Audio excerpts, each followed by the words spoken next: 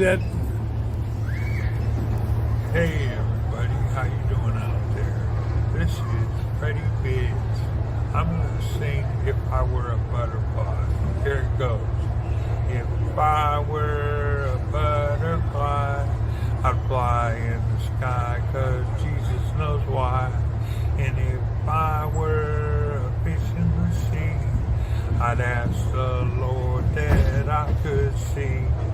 And if I were a mockingbird, I'd thank the Lord that I was a bird.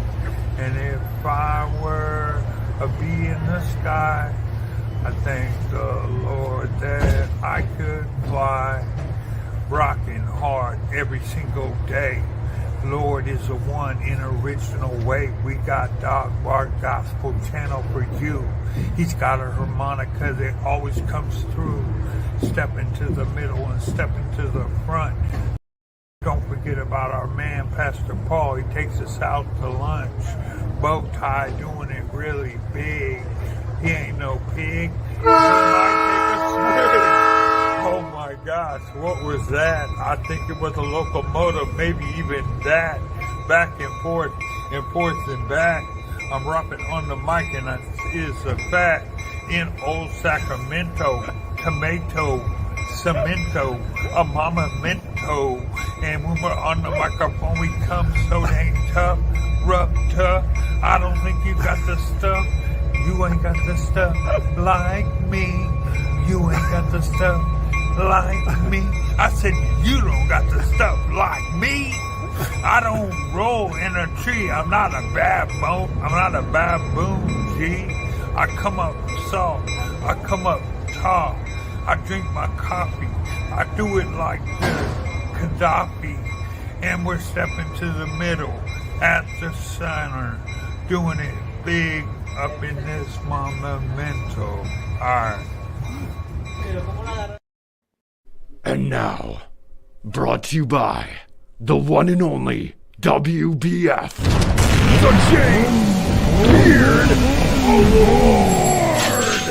Now, as we all know, the James Beard Award for the rating of the beards originally stems from the enviable beard of James VI, as he was shut up in the Tower of Babel for 40 days and 40 nights, writing the King James Bible. Now, I'm sure you know how this works already, but comments below equal to 1 vote, 1 point. But thumbs up for those comments, half a point. Firth up, surfs up, Jeremy first. But, hate to break it to you, sometimes, because the Bible tells us so, I know the Firth gonna be last. Full of problems. Secondarily, Mr. Pauline Vanderklein Claymore.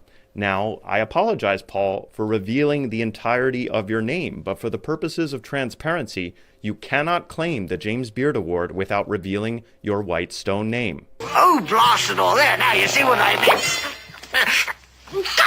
Next up, we have Michael Santori. Michael Sartori. Satire, Tori, Santorical, Tyrical, Santoric, Satyr, Satyr, Full Metal Jacket. For relaxing times, make it Suntory time. And finally, but finishingly, we have Gaius Grimm of the 4th LARPing Congressional Protocol. Griswold Gaius Grimm. Nobody's grimmer this Halloween season. Griswold Gaius Grimm. He grimaces even when he wins. By Merlin's Beard, cast your votes in the comments below, and let the chips and the hair fall where they may. Also in today's community report, Clara, our resident sociologist, had some relevant things to say to the world. So this is my kitchen. You can even see that there is a fly trap behind me. That's something I would have removed if I had really thought about this, because that is disgusting. Right now I am roasting chicken to eat later today, and I feel like I need to justify that to myself and to the world, like literally to the world, because I'm live streaming.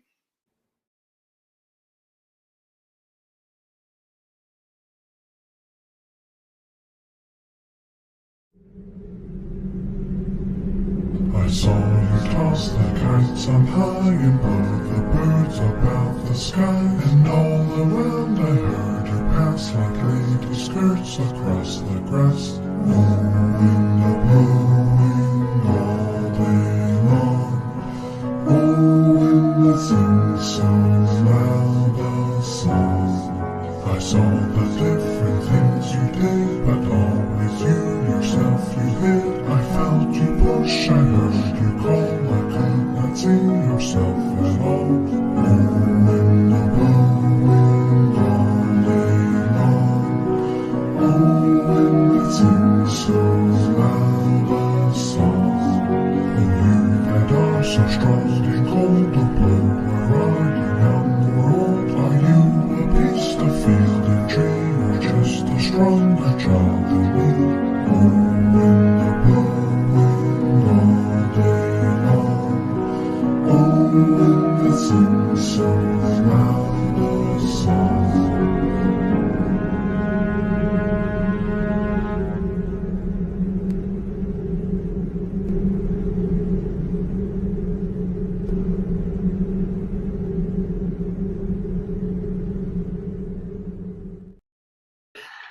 Ducks eat bread. They do. They like it.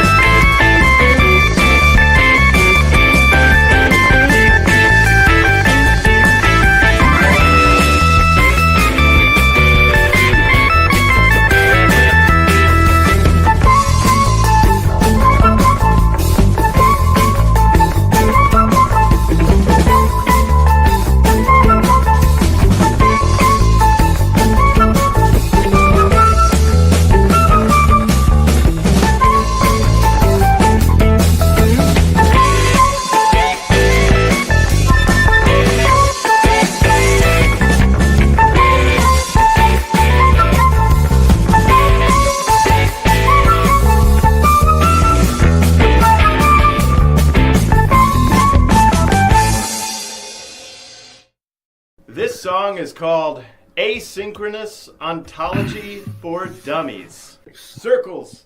But I'm trying Round it up. to Go.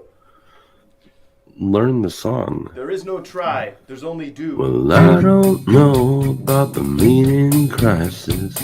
Left, right, black, white, or other vices. Which Jesus Christ is right, or if we're all saved. From my perspective, a proposition, participate procedurally, run in circles, remembering body. We're in the age of decay. Symbolically speaking, the reapers are reaping. Them damn agricult, oh boy, holy cannoli. Alright, we're getting there. You wrote the song, sir. Please, sir. I wonder if, from my perspective, the proposition, participate procedurally, running in circles, remembering body. We're in the age of decay. Symbolically speaking, the reapers are reaping. Oh, shish kebab. Shish kebab. You know, tips my fingers. Not this one.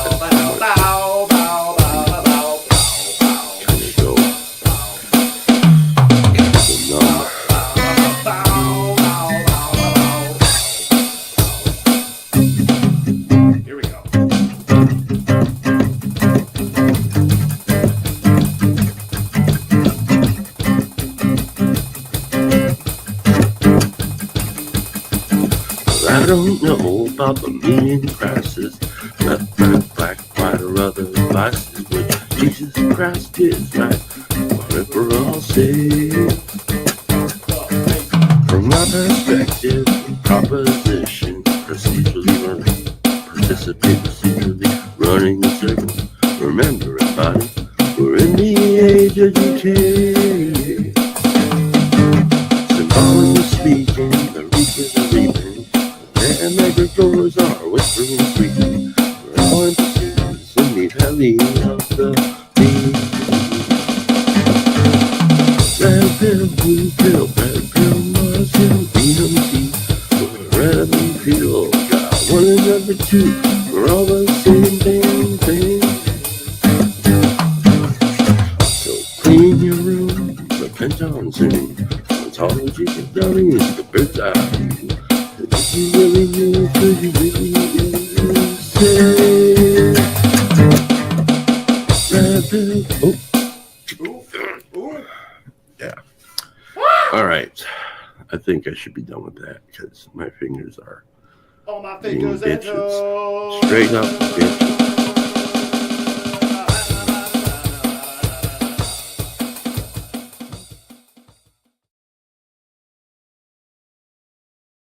Well, good morning, Embody, and welcome to the Friday live stream. There will be no Friday live stream next week.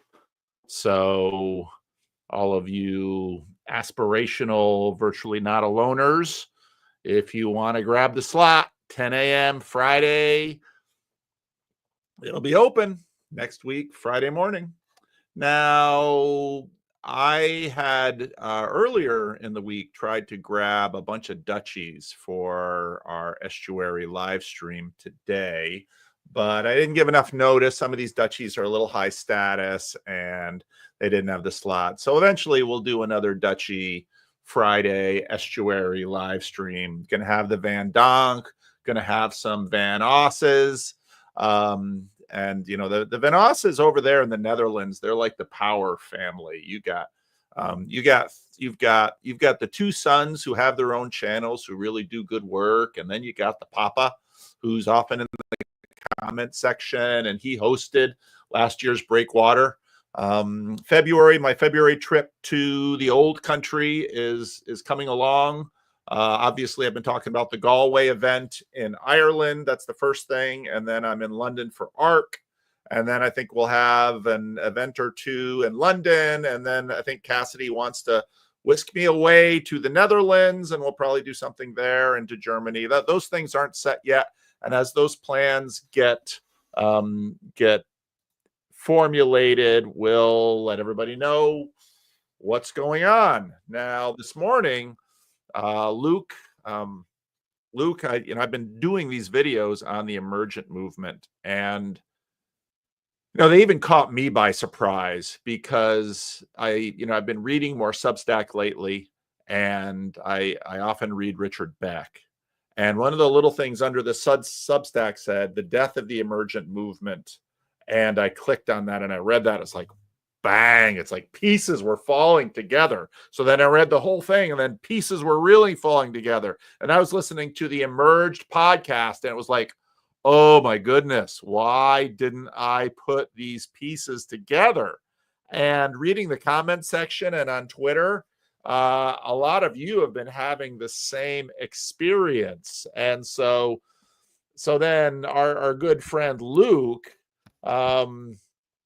says to me, and then I'm realizing, oh my goodness, Minneapolis is like ground center for so many. You got both John Piper, you had Doug Paget, Solomon's Porch, you had all these things. CW realized he's just a little ways from Solomon's Porch, which is now closed, and Paget's wife, the only way you could sort of find her is she's doing like yoga in a yoga studio there. So, and it was just all us like, libs do yoga. Yes.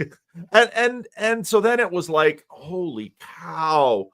And then Luke was saying, like, Luke's always, see, Luke runs these little exclusive things. Luke's really into exclusivity. He's got these little clusters that he has in these super secret special social media groups. And he says, yeah, we've been talking about the Estuary stuff. And he said, me and my posse. And I said, well, would this posse come on the Friday live stream to share all about their emergent past and how that set them up for, although Sam's still a Unitarian. So Luke, I don't know. That was all a transcript of how our conversation went, basically. Exactly. Yeah. So this is the first round of Estuary. This is the introduction. For this panel, we don't need a lot of introducing, but maybe Luke, what are your your credentials in terms of the emergent movement? So another church I was thinking about was Open Door, which I've probably been to all these churches. I saw what the heck's his name? They had the movie about his mom and dad, Jay. He's a friend of Peter Rollins. Jay, what's his name? He lives in Minneapolis. They did that. Jay Baker. I saw him at the state fair once. I didn't say anything. When we in California spot stars, they're of a different caliber than So I was just talking to Seabax the other day about this because we were talking about this topic and the emergent church and Driscoll and all this stuff. Like I remember I was at Desiring God's postmodernism conference, and that's when Driscoll was there, when he was like all the rage, and when he talked about how he didn't need security because he just kicked people in the face. So like, I mean, I was there for all that. I mean, I have all my background. So my credentialing, I guess, is that all of my background was in John Piper, Gospel Coalition, Together for the Gospel, those circles. Like I was in those churches reading all those books, but I was also reading books like Blue Like Jazz. I was reading Rob Bell's books. I was having pastors give me really bad takes on what Rob Bell was saying, like Nick was doing in the comments earlier. Sorry, Freerillian, but so like, because what happened to me once, I remember going to a church. I had just read this section in Rob Bell's book, Velvet Elvis, the trampolines and the bricks. And the pastor from the pulpit, I just read it that week, said, Rob Bell doesn't think the virgin birth is important. And I was like, that's slander. That's not what he said. That has nothing to do with what he said. Read the book again.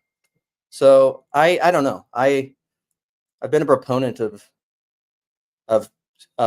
adding iron to my straw men for years. So yeah, Luke has serious credentials in this whole emergent thing. But this next guy, you haven't even emerged enough to embrace the Trinity. I mean, and you didn't even embrace the Trinity Rob in order Bell, to leave it. Rob Bell taught me how to water ski.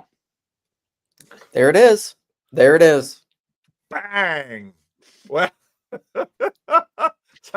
I guess I still think, Paul, I still think you underestimate how much I was in normal evangelical circles for a lot of my life.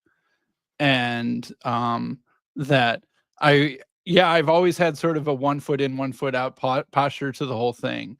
But, in college, I was reading John Piper. I went to a conference or something where I'm pretty sure he was the headline speaker. I read Brian McLaren and Rob Bell and, all those sorts of things. I'm younger than Luke. So I was like young and in college while, Luke is out there in sort of semi-adult land going to church and stuff like that. And so things hit you differently when you're younger or at that age versus whatever age Luke is. But I mean, I know all of these things. I remember friends listening to Mark Driscoll podcasts or not recorded versions of his sermons or whatever you want to call it. And so I think you underestimate how much of a normal evangelical, say, I was from teenage years till late 20s and stuff like that. All right. Can we highlight this almond tree comment? Sam loves the Bible, and that gets you into trouble. Because it's a good one. Mostly with Christians, actually. Yep, it's true. Yeah, it's really the Christians who loving the Bible will get you in trouble with. Pretty much. Father Eric, Father Eric was a little disturbed when I had Connor on, because Father Eric felt I was cheating on him. Because, he's like Father Eric is like the one Catholic priest I've had lunch with. And now I'm going to go spend a whole bunch of time with these Dominicans on the west coast of Ireland. I'm going to be staying in the monastery. It's a sleepover. They invited a Calvinist for a sleepover. So who knows what's going to happen there. The emanating church, Father, that's like an anti-incarnation comment. Well, this next guy, I don't think we have any real questions, because he early on identified himself as part of the Driscoll sphere. And, his high church affinities are now obviously clearly on display by his faux background. We decided that Tripp is Driscoll and I'm Rob in this conversation. Yeah, I could see that. But you're going to have to unmute there, Mark, Mark Tripp. And so give us just a little insight of your history with the Emergent peeps. And he's still muted. Boy, for a guy who works in tech, you're pulling a complete Vendonk there, Tripp. And still he's muted. Tripp. Okay, Tripp, you're going backstage. You're coming in last. I'm bringing Sarah first. So go work your stuff out there, Tripp. Sarah, now you, I didn't know. No, not that I didn't know you, because you're actually an OG. It's just that we had this conversation long time ago, and you don't come up on the streams too often. You mostly stay sort of in Luke's little exclusive, secret network communities. But because you went ortho, I thought, oh, there's a story there, I bet. So Sarah, what's your history with the Emergents? My first introduction was probably when I first moved from Texas to North Dakota, we were leading a Bible study, an intervarsity Bible study with some college students. And someone had brought these really well-produced, pithy videos, and they were called Pneuma. Ah, yeah. I remember them. Yeah, so we were playing them for the kids, and they were really, really impactful. Like, everyone was very impressed with these little videos. I mean, they were very punchy, very to the point. And so we watched all of those with this Bible study group with college kids. And I think I probably wasn't as immersed in the Emergent movement, but it definitely was influential on me. So I read Blue Lake Jazz and all of those books, Velvet Elvis, I think. But it wasn't too long before the circles that I was in basically kicked Rob Bell out of the approved list of things that are acceptable to listen to. And I remember getting phone calls saying, "Do you still have those Pneuma videos? You need to throw those out. We can't listen to this guy anymore. Burn your CDs." Yeah. And I think at that point, I kind of shifted more to gospel coalition type stuff. But I think there was definitely something in the Emergent movement that resonated with me, as far as especially the mystical and things like that carried through my whole journey, even though I kind of put all of that to the side for a while in trying to figure out my weird charismatic background and what that meant. I guess that's it, kind of in a nutshell. All right. Thank you, Sarah. And Tripp. Can you guys hear me now? We can hear you now. Okay. I think Tim Cook's trying to silence me. But I before I get started, I do like that Sam is making fun of Luke for being old. That's really fun. We don't know how the oldest one is in this group, actually. So. Well, besides Paul, yeah, it's Sarah. Well, yes. She's ancient. No. So, like, my background is I grew up PCA, so Presbyterian, like kind of like an evangelical. I went to Summit Church, so J.D. Greer's church, who ended up becoming like the president of the Southern Baptist Convention before they renamed itself the Great Commission something or the other. And then I went out to Seattle, And I was a deacon at Mars Hill. So like my credentials are I would have beers with Mark Driscoll like on a like semi-monthly basis, and we would chat and those kind of things. So like that's kind of, but I remember the Young, Restless, and Reformed being a term, and I remember Mark Driscoll being part of it. I remember John Piper kind of being a part of that kind of, even though he doesn't really fit in, I don't think, with Young, Restless, Reformed or Emergent. He's far more of an institutionalist than I think that those guys are. But like Reformed Baptists are never really institutional. Yeah, but that's JD Greer, right? That is Mark Driscoll. Like that's what they are. And so it was kind of like weird to me, but like so I kind of like fell into it. It wasn't something that I was seeking out, but I was like, I both wanted something. I felt like the mainline institutions had a problem that they weren't taking seriously about how to run their churches. And I thought that And you spoke about this a little bit. Maybe we can get into it, Paul.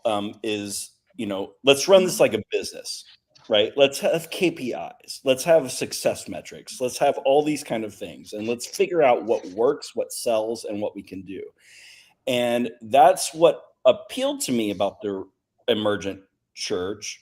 But then also I was on the conservative wing of it because I wanted my theology to be taken seriously. So I was more in the Young, Restless, Reformed, and that's kind of how I ended up like in the Mark Driscoll sphere of that entire thing. So that's my background. All right. Now I have someone coming in, hopefully, that Luke doesn't know because he's not a part of the secret sacred sphere that Luke is running. And I am waiting for him. I texted him this morning someone mentioned in the very early live chat that, oh, this guy needs to be here. And I thought, yes. So I texted him this morning and he just texted me now and said, I want in. I said, okay. So we're waiting for him to pop in, but we will see if and when he makes it. I won't name him until you all see him in the backstage, but hopefully he makes it at least in for the pitch and the point and not just the play. So for those of you who don't understand how Estuary works, Estuary can be boiled down into introduction, pitch, an idea to the group, can be something intellectual, can be something contextual, can be something personal, can be something estuarial, but pitch something to the group, at least a place to begin the conversation. And then the third round is point, where you point to an idea that someone else has put on the table. Now, this really struggles. Some people really struggle with this, like Luke does, because the massive awesomeness of his personality just doesn't let the pitch reach escape velocity. So it's the only thing he sees is the thing that he just pitched. But we will see if he can manage this today. So you pitch and then you point. And then we play. And that's basically how Estuary works. And you don't have to have an emergent pitch today, but given the fact that this is sort of hot in our conversations now, and it might win, but you might have a non-emergent thing to pitch and it will win, but we will probably talk about this. And I'm still waiting. I think our special guest has to arrange himself in his special chair in his special room. That might be some indications of who this might be. So yes, we will see. So Luke, because you are you just go around. I'm so curious. Oh, I knew it. I started making these emergent videos. Okay. And he just Close your YouTube, rookie. How to fix my audio. He just, because we might miss out on all those sweet F-bombs. Hello, hello. This is the only way I can see CCW anymore, Paul, is virtually. Well, he did leave the corner for 5 years. And I guess he's having a sabbatical from his now we've lost him. I just mentioned that and he goes away. He'll probably be back. So there's who our special guest is. So Luke, let's start the pitching. Luke, What would you pitch to the group?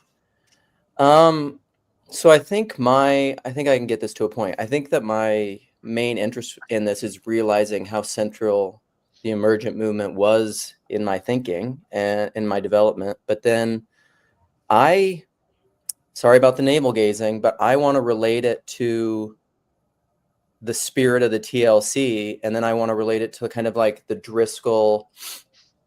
There was a point in one of your recent videos where you had a conversation. You brought up this. It was maybe a clip of someone in the emergent movement who was having a conversation with Driscoll, and they started talking about. And Driscoll basically drew a line in the sand about complementarianism, and this guy was just like, "Oh, okay, I guess this isn't going to work." And so, because of doctrinal and ideological differences, the emergent movement just kind of splintered. And I just want to riff on that and how that is related to what at least has not happened yet in the TLC. The TLC is kind of almost anti that in a way. So, okay. All right. Sam, what would you like to pitch? Can we just talk already? No. Sorry. Sam doesn't like the protocol. I don't like the protocol. I'm Chicago people have been resisting framework the whole time, but you're in my house now. We're going to do the protocol. My pitch is whatever Luke just said. Ooh. Sam brings a weak. What a rebel. What a contrarian. What a contrarian. Sarah, do you have anything to pitch? I mean, I actually like what Luke said. We were talking in our super private chat group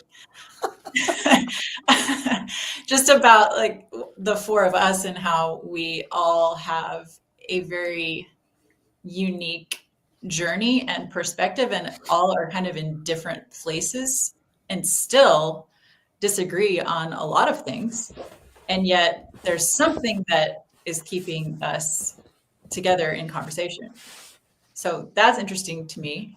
Yeah, I guess it's just the individualness of how we ended up where we are and how come we're still wanting to talk to each other. Oh, good. Thank you. Tripp, do you have anything you'd like to pitch? I'd like to pitch that I think that it's kind of similar to like something that Jordan Peterson talks about a lot, where like conservatives and liberals need each other. That like liberals are the one that push the boundaries and they're entrepreneurs, they explore, those do those kind of things, and conservatives are one that keep the boundaries. And so I think that what happened with the emergent church was things had gotten too rigid and stodgy, and there was a recognition that that needed to happen. And so what happened with the emergent church largely was they're like, okay, we can throw off all these denominational boundaries and all these confessional boundaries and all those kind of things. And what I think ended up happening was they threw off so much that it wasn't cohesive. Like it could not stand the test of time. And so the institution, like they couldn't build an institution around it. So like Acts 29, those kind of things that I was a part of, like they could not stand the test of time because they threw off too much of it. Mm-hmm. And so I think it's like where should be the bounded versus the guarded and those kind of things is where the emergent church failed. It was a reactionary force to a very like bounded view of the church. And I think that's where it both had its appeals to people that like, hey, we don't have to come with all this baggage, but then also what's actually keeping us together. And I think that's what's happening. That's what happened in the emergent church. All right, good. I think Sam's gonna feel bad about not having pitched because there's some good pitches here, Sam. There's some good pitches. Now just wait till we start talking. Yeah, he's going to throw in a pitch. He's going to sneak it in there after. Well, there'll be plenty of pitches thrown, I'm sure. So, but CW, we didn't get you in for the introduction round. Now, I started, with this. I started with these videos about the emergent, and you were on it, like a. No, normally I try to avoid your Girl. videos. I mean, it was just there. And why did this whole emergent thing grab your interest? What's your background? Man, like, so during my heady days in Bible college, the Emergent church was kind of just becoming a thing in the zeitgeist of this admittedly very hyper-specific Christian subculture that I was in. So, yeah, so I guess it's deeply intuitive to me as a part of my really kind of formative experience. And that was like, of course, like 20 years ago now, kind of outing myself as a tragic middle-aged person. But yeah, during that time, the situatedness of my own life, I guess, meant that it was part of my experience. And of course, as I, told you, I live like a mile away from Solomon's porch, or the late Solomon's porch. So yeah, I knew so many people who had kind of gone through that experiment in Christian community. So I feel like I had a kind of inside. Yeah, I rubbed shoulders with Doug Padgett. I mean, I don't think he wouldn't know who I am or anything, but I like many of the people he described, the buses showing up or whatever. Except I happened to be somebody in the neighborhood. But yeah, I even attended his he had this thing where he would do a Bible study in advance of the Sunday. It's not really a service, but the Sunday thing to kind of create his sermon. And I went to a couple of those where, yeah. So I don't know. So I feel like I have some experience with it anyway. But All right. probably from Bible college that I wanted to do some kind of non-institutional church experiment. And she just looked at me and then was like, the Emergent Church is already doing that. And ever since then, I've resented them so deeply. Like, you have no idea. All right. Do you now that's your introduction, do you have anything you'd like to pitch to the group? A proposal you'd like to put on the table? A saucy idea that will make all of us say, "Oh." Well, I noticed that you don't seem to pitch. I don't know if that was true in this case, because I was a little. Well, it depends. Because Sam didn't pitch, I might feel the need, but I think you should. But along the lines of what Tripp was saying, I mean, I'm kind of like, full disclosure, I'm kind of like in this radical Kierkegaardian place in my life now.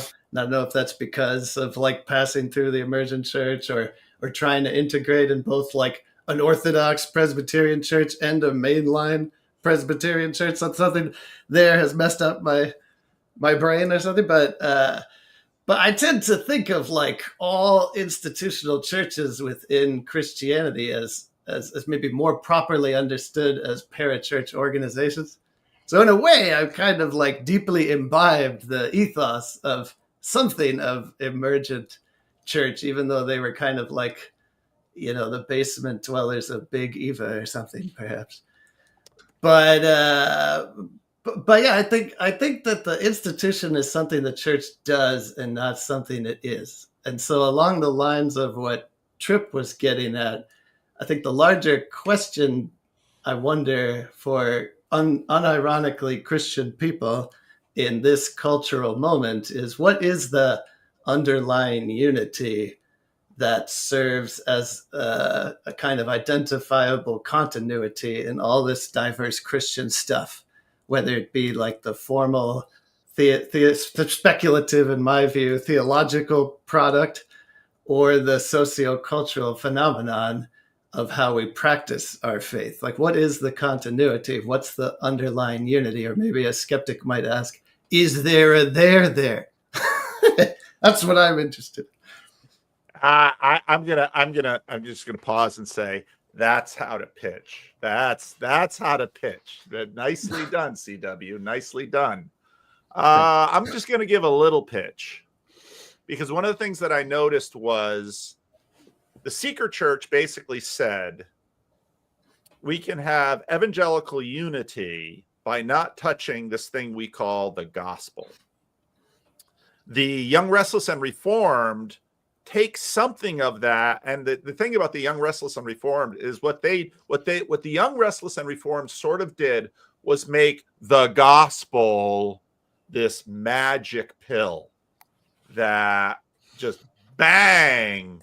We got to get, you can hear that from Piper. You can hear that from Keller. We got to get them with the gospel. And of course, the gospel for them is heavy substitutionary atonement. I'm not going to use the P word because I think that's a modern accretion, which is not appropriate to it, but I'm sure some of you will say it. But, substitutionary atonement, the gospel, and then their entire shtick sort of went around the gospel, while the evangelicals were like, you would go to Willow Creek and, we're gonna meet in what looks like a junior college. We're gonna have a completely blank stage. There's not going to be any symbolism around to scare the boomers who have, are still having the DTs from the mainline church. And we're going to have some smooth jazz, and we're going to have a little skit, and then we're going to have a little story and something to tug the heartstring. And then Bill Hybels is going to hit them with the 4 spiritual laws or the Roman road or evangelism explosion. So the left side of the emergent church was like, hey, wait a minute. Shouldn't we talk about this gospel? And that's when you sort of had this supernova of theological speculation that got them kicked out of the institution. And again, one of the key things, if you listen back on the history, most of these people were youth pastors who were used to being employed. And when they got fired, they didn't know what to do. And I think that's a little different from the TLC where, I know Luke's raking in those fat bucks on all of his live streams. But beyond that, this is pretty much financially speaking, a fairly skeleton operation. So the other pitch I would have is the question, where does Peugeot fit into this picture? Because I think actually Peugeot and Peterson and Vervaeke, but especially Peugeot, is foundational from say post-emergent into the Orthodox moment. So those are my pitches. Now we have the point. Luke, from all the things placed on the table here, what would you like to point to? Should have been taking notes. Sam's, I think. Just kidding. Just kidding. I will go with Trips will piss me off. So I'm here for. That's what Tripp and I. That's often what happens is we just go back and forth. That surprises me like 0% between the 4 of you. And Sam and Sarah just is homers into the bushes. No, I alternate between siding with Tripp or siding with Luke, depending on who I'm liking better that day. Yeah, true. He's like Northern Israel siding with the Assyrians and the Babylonians. It's all Sam does. Darn Unitarians. Always seeking unity. I do like CW's pitch. I don't know that it is related. It's a really big topic. I'll maybe just go with Peugeot. Okay. Peugeot. All right. There you go. Sam, would you like to point, or are you still sitting out of the estuary? No, I'll point at Cale Zeldin. I thought that he had the best point. There's something of a failed generational handoff that's going on. So yep, I'll 100%. follow the estuary protocol by pointing to. Such a rebel! It's unbelievable. No, but we'll get to me, but you'll get your turn, Tripp. You'll get your turn. I mean, because we're doing things decent and in order here. That's a little Christian Reform DNA. So Sam, instead of pointing, pitches Cale Zeldin a failed generational handoff. All right, so he gets his pitch and his point from the comment section. Sarah, what would you like to point to? I was going to go with Peugeot, but Luke stole it. No, you can point to the same thing because I'm counting here, and that's where we'll start. Can I go with Peugeot plus the attraction to liturgy? Yes, you can.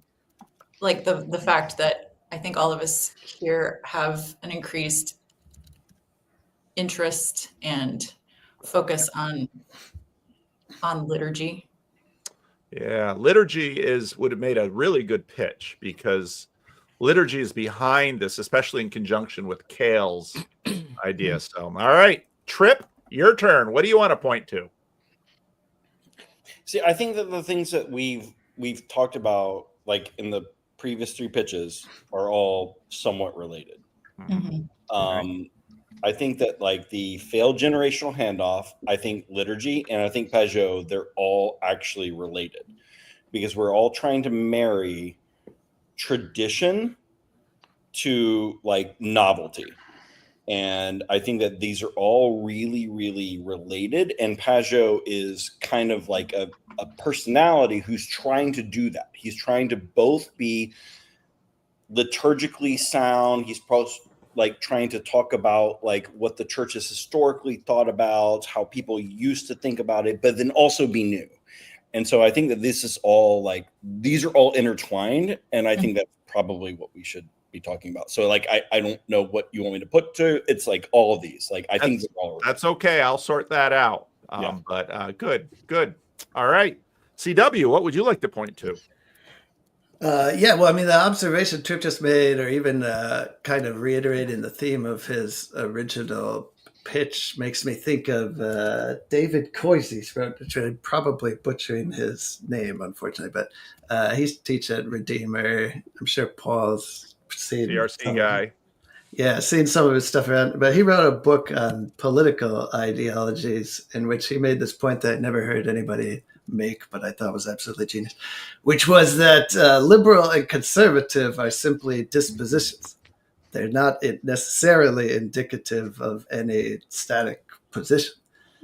And of course, that was in the context of politics, but I found that very illuminating that, it's this relativizing pressure that causes us to collapse these otherwise essential dispositions of each person and or corporate movement, into these totalizing ideological perspectives or agendas. So that might have go some ways to reconciling the novelty and the traditional. But in far as pointing, I think the non-Pajot part of what Paul was saying is the part that's most palatable to me, because I mean, I remember part of my own kind of emergence out of evangelicalism was realizing that a lot of that theology is undifferentiated in such a way that something like atonement theory is not theory, but conflated with Christianity per se. And that kind of revelation was a big part of my not really feeling comfortable in that universe anymore. So to the extent to which that's what you were driving at, I resonate a lot. Yeah, that's good. Well, just tallying up things, sort of the Pajot point wins, but I will point to what CW said, because there are some parallels here in terms of sort of the civilizational Christianity. And I think the emergent movement was deeply about industrial Christianity.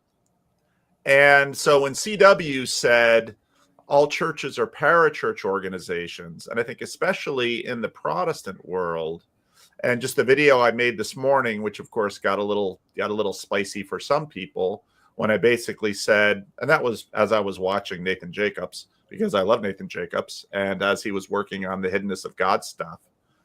But where exactly are institutions? People for a long time have made the point that, did Jesus start an institution? Now that's a really Luke's going like this and it's going like this, right on top of each other. I think body is what the Bible says. I think that's what it says. So so much of the emergent movement was, and I like what Sam eventually pointed to, which was Kale's idea. Kale was another guy that I thought, maybe I should get Kale in on this one. But Kale's not always available. And then CW came up in the comments. Thought, no, I'll get CW in on this. So Yeah, but Peugeot wins the straw poll, but of course, Just have to do my best to represent the Catholic position, Paul. So. All right. Against my nature, but go ahead and play. Go ahead and play.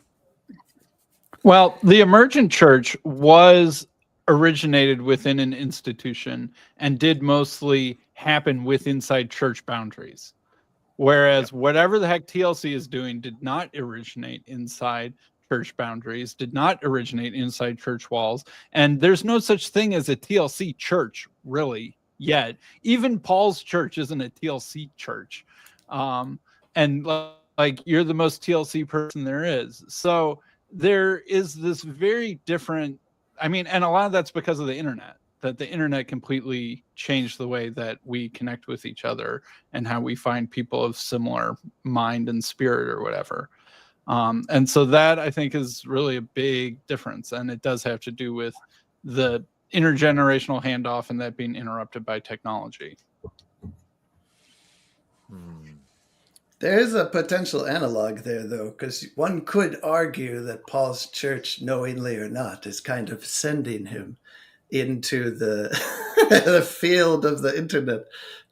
But the interesting thing about that is, even if you could say that there's a sense in which that's true, that this is some missional aspect of Paul's vocation as supported by his local congregation, such as it is, I think that, you're right, Sam, that the mandate is not to plant a church necessarily. So then it raises this question of, well, what are we doing? And is this maybe an evolution that is compatible with the non-institutional ecclesiology I was suggesting? Although I would note that, a la John Calvin, there are many institutes of the Christian religion. So one can reject on an existential definitional level that the church itself is defined by its institutional organization or endeavors, while affirming and indeed even advocating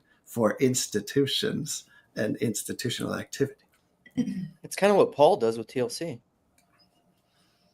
Yeah, well, that's very provocative. I mean, it's like, that's an interesting question to me. Like, is that a viable area for Christian cultural endeavor? Like a kind of like, more conscious.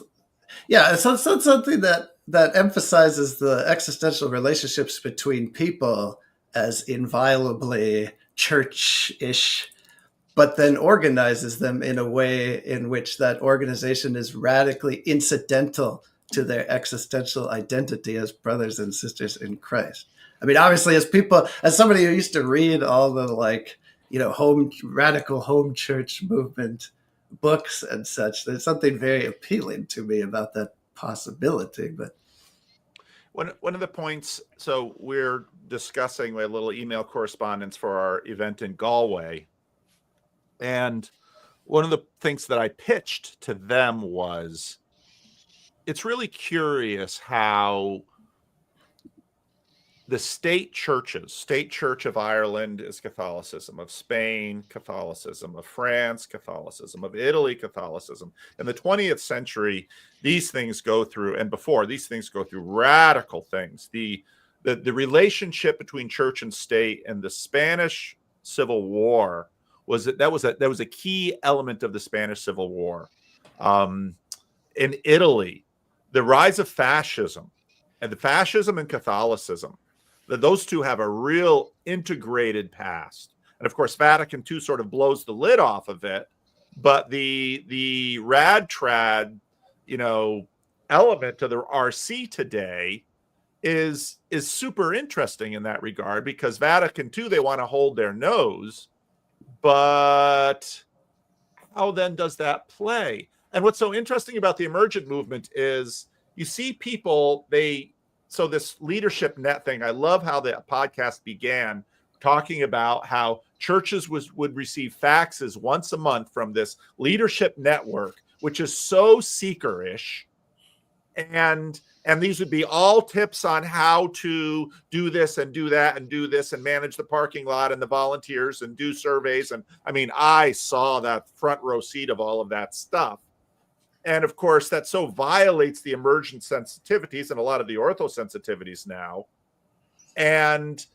But the emergent guys sort of, you have their rough draft being mega churches. And so when they start Solomon's Porch or Jacob's Well or Mars Hill, that's where they go from, as does Keller. Mm-hmm. And then, of course, the most interesting aspect about the emergent movement itself, especially after it calved off from the Young, Restless, and Reformed, is that they couldn't hold themselves up institutionally, which brings me sort of back to Luke's very interesting pitch because I think about this, when I saw this emergent thing, it's like, oh gosh, what are we doing here? What are we doing here? And why haven't we blown up? And, it was on the bus at Chino when we were traveling over to visit the Riverside Orthodox Church. Chad's sitting next to me on the bus, and he says, wouldn't it be great if we were all in the same church? And I said, Chad, it was amazing. We are, Chad. It was amazing in Thunder Bay when Catherine's brother serves communion in that conference. And I'm thinking, because the Catholics can't take it, the Orthodox can't take it, the Vervaeke tribe is just there wondering what the heck they should do. And it's just the Protestants. They won't let me take it. Sam can't take it. I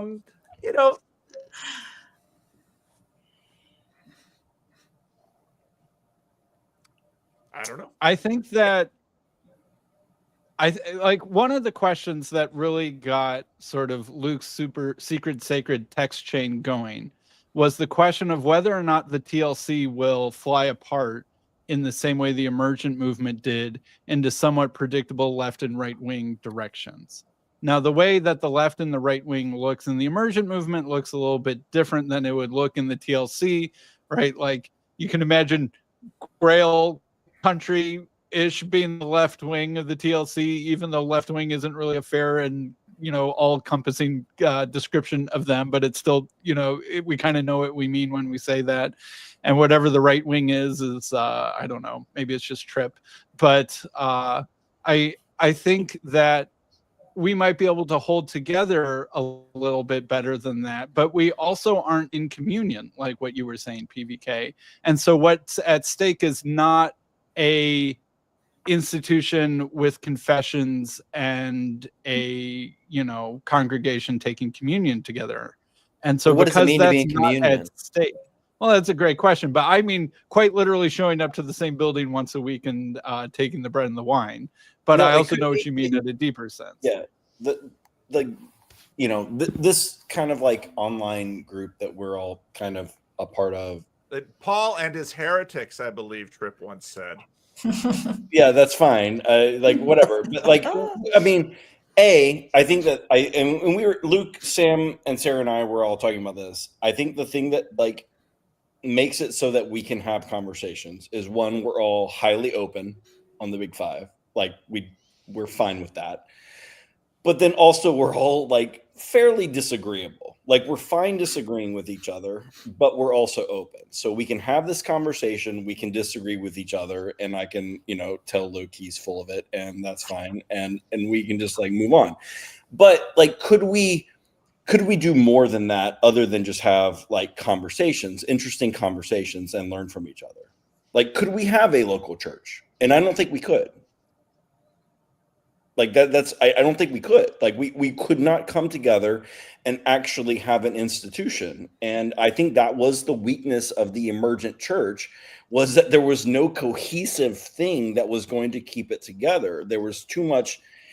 It was just generational zeitgeist or something. Yes, it was a reaction against what came before. And so that's so now we have this new thing that we're all doing, but we don't really agree with each other and those kind of things. And that's where I do think that going back to Pajot, I do think that that's where he shines and is, okay, I'm not trying to convince you to go with tradition because I told you to.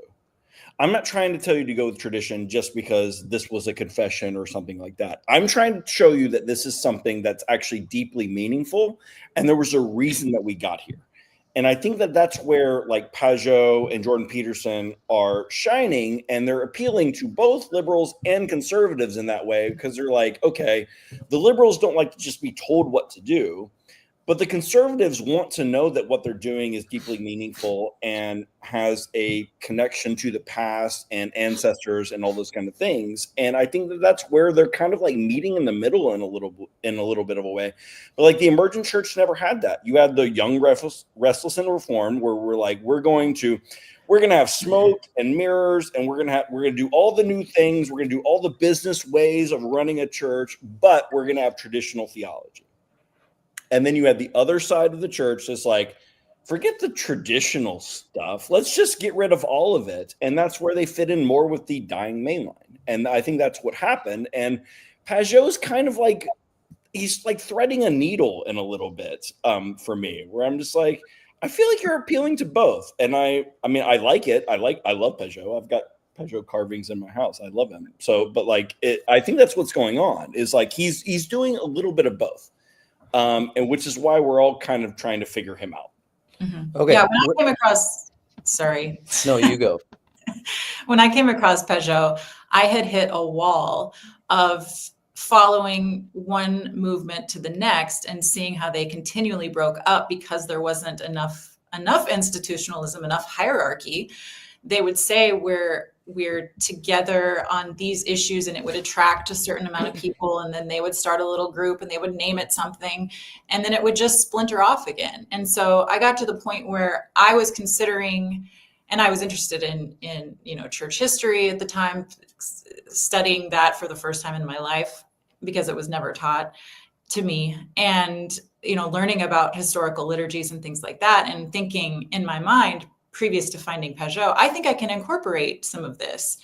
I can start reading, having readings in my very, just very vanilla evangelical Bible Belt church. I was the worship leader at the time. Like I can have responsive readings. I can start bringing in old hymns. I can do some of these things. Maybe we could even have candles. Like who knows?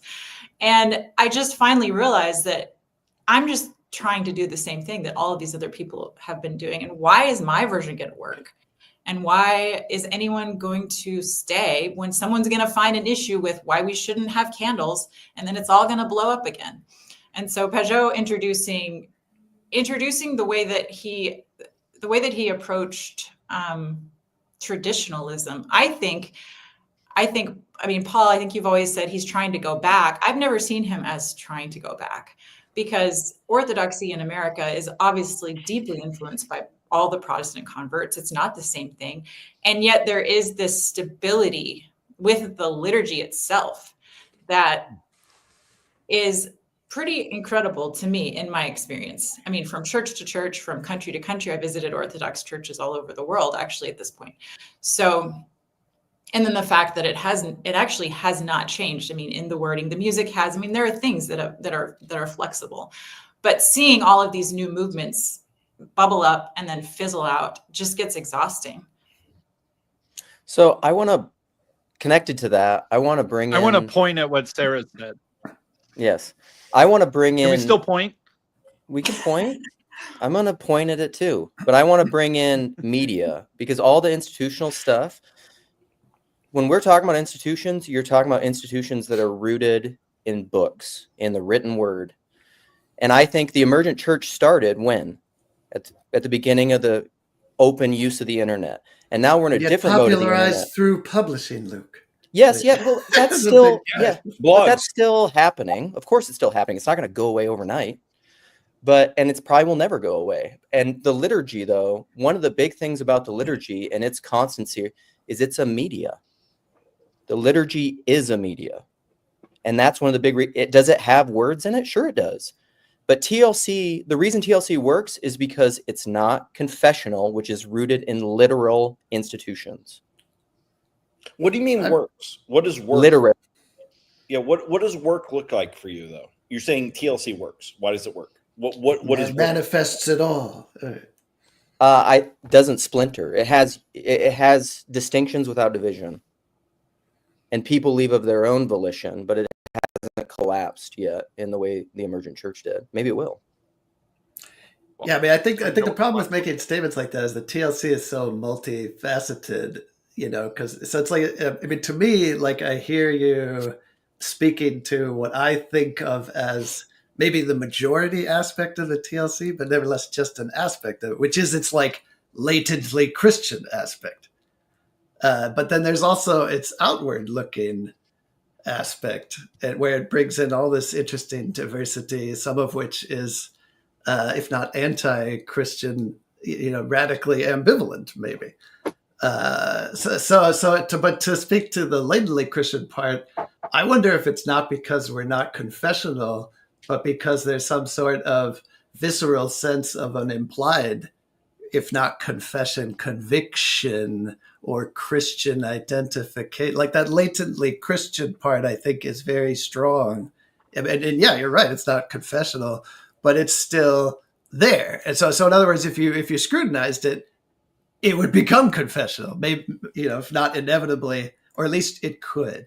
But I wanted to go back to something Sarah said, which I thought was really interesting. Like when she was relating her, like the effect of encountering Pajot on her Christian experience and the kind of possibilities that engendered, it made me wonder if, and this might be weird to say, like if Pajot is kind of like a C.S. Lewis-like character in the sense that he has a very apologetic edge to presenting a full-throated, very grand, sort of consistent Christian view.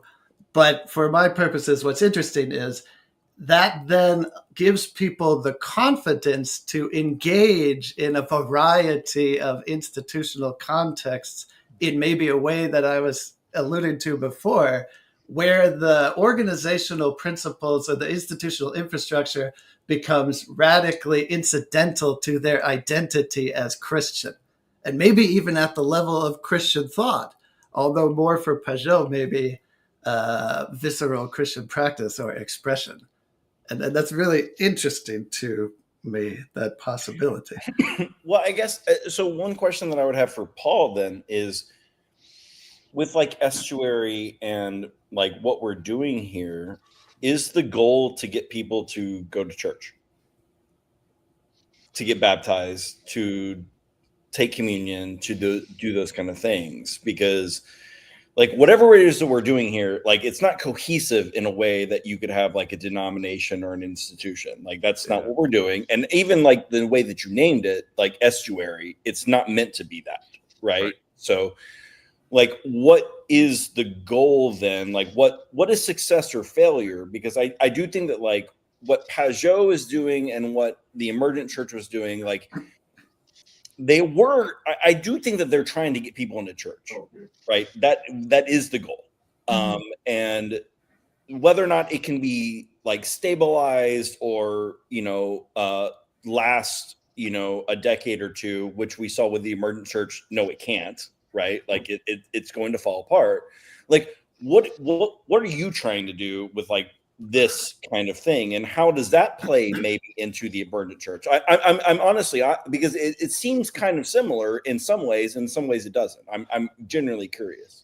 Yeah. You can ask Rod Hare how long he's been asking me what I think I'm doing. Next week, I'm going to have a conversation with Van Donk, a Lutheran pastor, another CRC pastor, and an Anglican pastor that's going to focus on Estuary as pastoral care. And I think if you had to locate Estuary in terms of evangelism or pastoral care, it's more pastoral care than evangelism. Now, TLC is a little group therapy, Paul? Well, there's definitely a therapeutic element to it. But TLC is a little different in that it's way more chaotic. Now, of course, Father Eric, with his with the person who loves to agree with Father Eric, even though he doesn't go to church, to the best of my knowledge, Father Eric says there's no telos, there's no head, there's no boundaries to TLC. And I would say there's no head, there's no boundaries, but I think the incessant questioning about it is that we feel a telos, but we can't name it. We don't quite You know can't what it is. articulate it. Yeah. And I'm in the same boat. I do it because I see good fruit from it. Just in terms of ministerial instincts, it feels really healthy and right, because what I see is friendship, conversation, and this is very emergent. And, I see the quality of conversation between tribes that should be warring, and they're having good conversations about things. Not always, sometimes they go off the rails, but lots of conversations go off the rails. I think the percentage of conversations that don't go off the rails versus the ones that do is better from what we've seen. Now, I'd also like to address what Sarah said, because when Sarah first talked about hierarchy, when I hear about hierarchy and the Orthodox in America, that's when I scoff, because there is no hierarchy. And Nathan Jacobs and I talked about that a little bit. And Luke likes to keep dumping on confessionalism. But I think what Sarah said about liturgy is really helpful, because I would say in many ways for the Orthodox, liturgy is their confession. Mm-hmm. And it's like a misnomer. They deal with liturgy confessionally in that sense. But I remember someone who was an associate pastor of Tim Keller. I won't name him, but anybody who knows him will figure out who he is. Moved to San Francisco to help start a Kellerish church in San Francisco. I know you're talking about. Yeah, Tripp would know. And then that church in San Francisco eventually, first they joined the Reformed Church of America because they want to have women in office. And then they start to wobble on LGBTQ things. And they stayed in the Reformed Church of America because the Reformed Church of America dropped 3/4 of their membership in the last year with their exit. But I remember him telling me something about basically similar to what Sarah said in terms of liturgy and the main line, because that's, I think, where you can begin to understand, let's say, the relationship between the main line and the Orthodox and the civilizational, but yet also, I would say, industrial Christianity institutions. Although what's happening to Orthodoxy in America is happening to the Orthodox Church, just like it happened to the Presbyterians and the Methodists, and the Baptists were never. What do you mean by industrial? Industrial institutions, it's just repetitive. Well, it's I think CBAX, and so I just look at the Substack that I just posted. CBAX and Jordan Hall really nailed it in a little clip that CBAX made. And I think what Paul Kingsnorth is really railing against is not so much Christian civilization, but industrial Christianity. Because once Christianity is sort of industrialized, and that is deep, suddenly you start having to make decisions on behalf of the institution that is going to prioritize the health of the institution over some of the individual needs of people. And of course, anybody like myself, we make decisions about, and that's what happened to the Emergent Church by the Seeker Church. The Seeker Church said, no playing with theology. Mm-hmm. And the Young, Restless, and Reformed said, we're gonna double down on theology, but not exactly in sort of the thin evangelical way that, all of the evangelical churches cut and pasted their belief statements into 11 statements on their website. And then the others, the rest of the Emergent just exploded. But of course, they were in a confessional church container. But I think Sarah's point about liturgy in the Emergent church was really important. And I think that sort of sets up then the Orthodox moment we're seeing. So which branch of the Emergent church do you think as having survived or thrived better? Like, because we have the different wings of it, right? The Young, Restless, and Reformed beat the snot out of. But where are they now? It's sort of like Wilsonian Christian nationalism is sort of like the only surviving wing of the emergent church, and the other ones just deconstructed, went mainline, and just fell off the woke slippery. Right. Well, and Paul talked about it in a previous video. Like, a lot of these people just stopped going to church, right? A lot of the people of that wing they're not even in church at all, right? And that's what happened in the CRC. Because they weren't accepted. I don't think that's true, but yeah. Well, they couldn't. You see, in America, you can, and this is what all the Catholics and the Orthodox are always trying to shellac the Protestants on. In America, what do you need to start a church?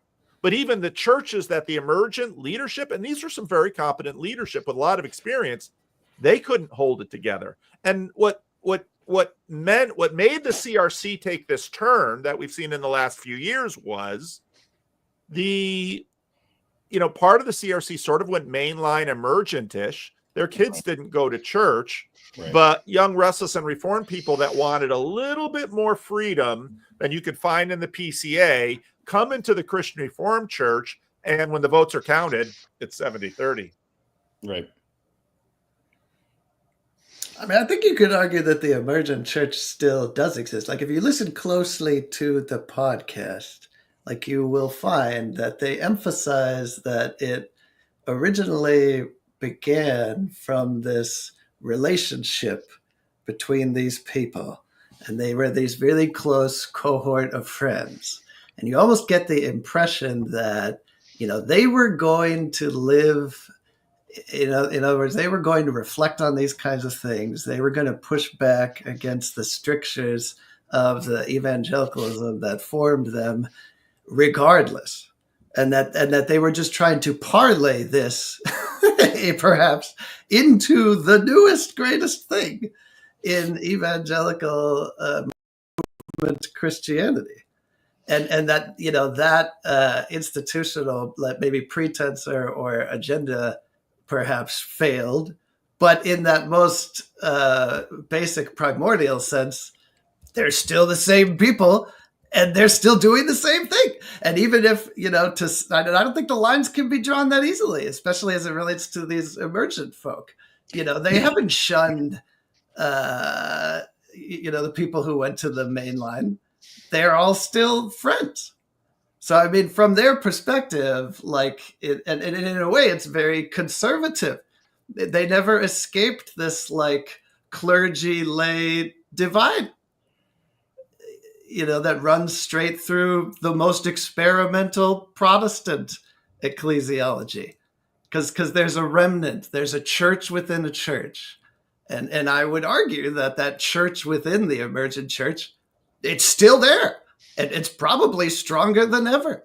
No, I agree with that. And this is one of the things that I always caution people in my circle about, because I've kind of gone the more high liturgy, I'm far more on the Anglo-Catholic, Orthodox, Roman Catholic spectrum now. But I see by your background, Tripp. Yeah, exactly. This is me in the Vatican. I took this picture of the Vatican. And so I'm far more in that, but I also caution people that we kind of in our own online enclave where we talk to each other, we think that this is more common than it really is.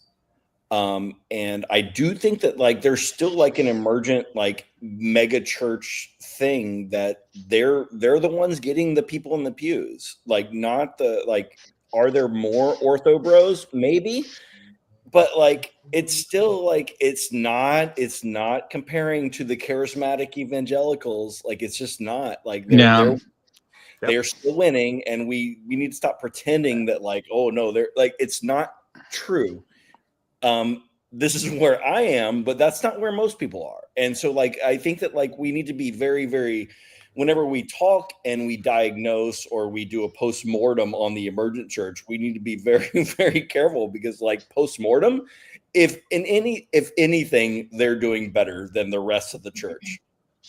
And it is interesting. Go ahead, Sarah. I think there's a real motivation too for a lot of us, and I wrestled with this question as well. We're tired of throwing off our parents and our grandparents' traditions, and yet we feel lost because we don't know where to go. I mean, my parents were Presbyterian, and then they were weird, charismatic woo-woo, and then they were Lutheran, and my grandparents were Methodist. So it's like, where do you go if you're trying to latch on to tradition? Like, I would almost love to be cradle Catholic with generations behind me, because then you don't have to choose that. And I mean, even I was talking to my brother-in-law the other day, and he's wrestling with all of these same questions. And he's saying, well, he's really drawn to Orthodoxy, but he says, my mother was Catholic, not anymore. I could go to the Catholic church right down the road. And even though it's somehow tying back into my heritage and my tradition, but at the end of the day, I had to choose, where am I going to hitch my wagon? Because it's not clear. And it's a very Protestant ethic of you. No, it is a very Protestant ethic. I mean, but it's like, what do you do when you have to choose? Right.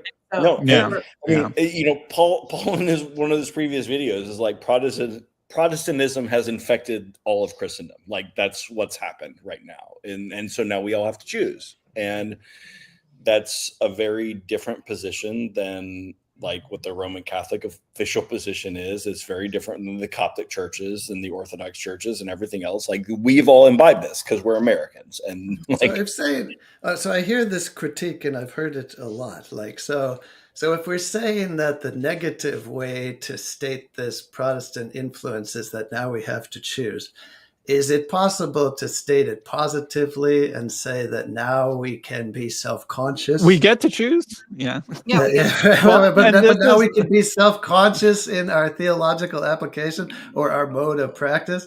I mean, to me, it's like, how is this a bad thing? Like, another really great addition to this conversation, in case it needed any more people, would have been Paul Anleitner, because Paul Anleitner is actually the right age.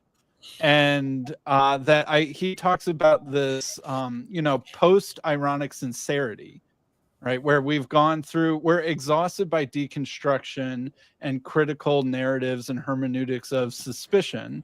And we realize that at some level, there is no perspective from nowhere, and etc. But that leaves us without any story.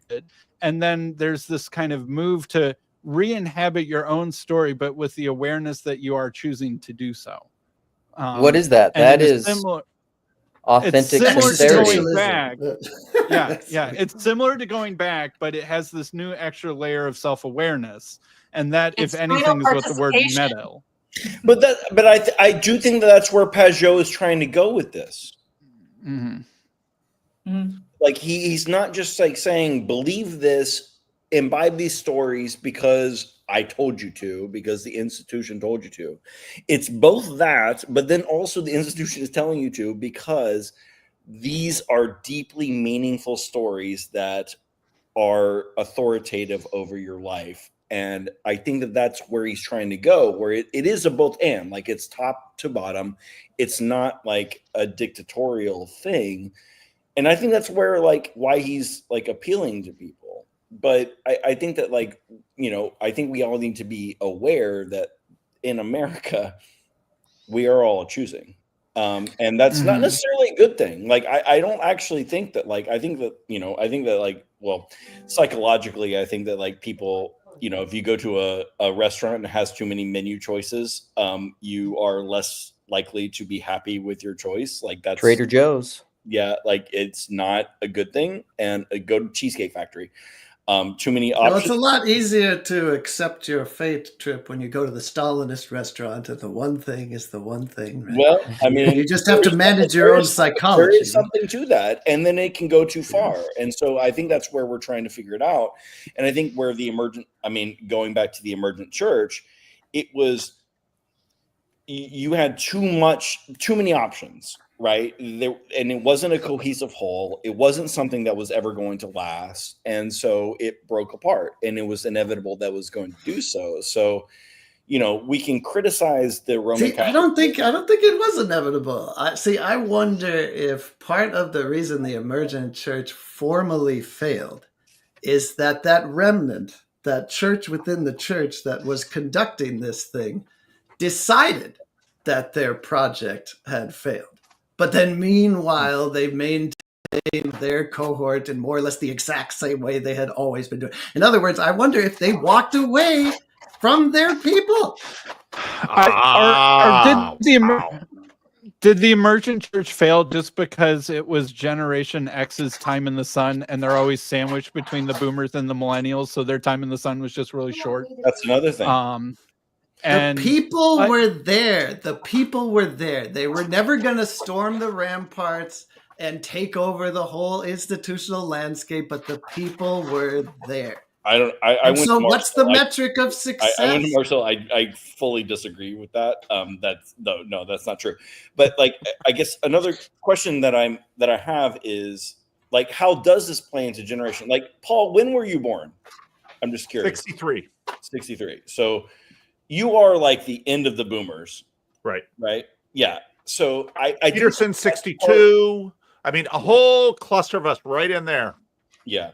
So I do think that had a part with the Emergent Church where we've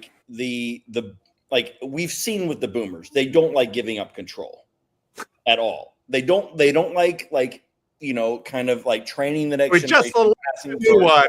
They don't like it. And I think that's part of it also that played into the Emergent Church movement, that a lot of these churches was just stodgy. This is how we're going to do things. We will not train the next generation. We will not give up any, we have no quarter for your nonsense and those kind of things.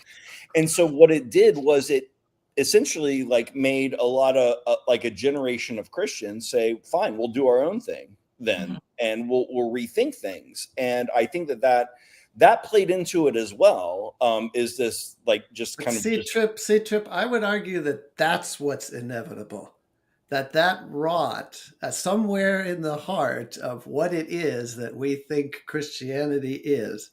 That underlying confusion is what leads to such people that you're maybe derisively or not, whatever, describing as going to do their own thing. But that's what's inevitable. And so when Paul said, the liturgy is their confession, what I wondered is, is what we're saying, is the liturgy their locus of authority?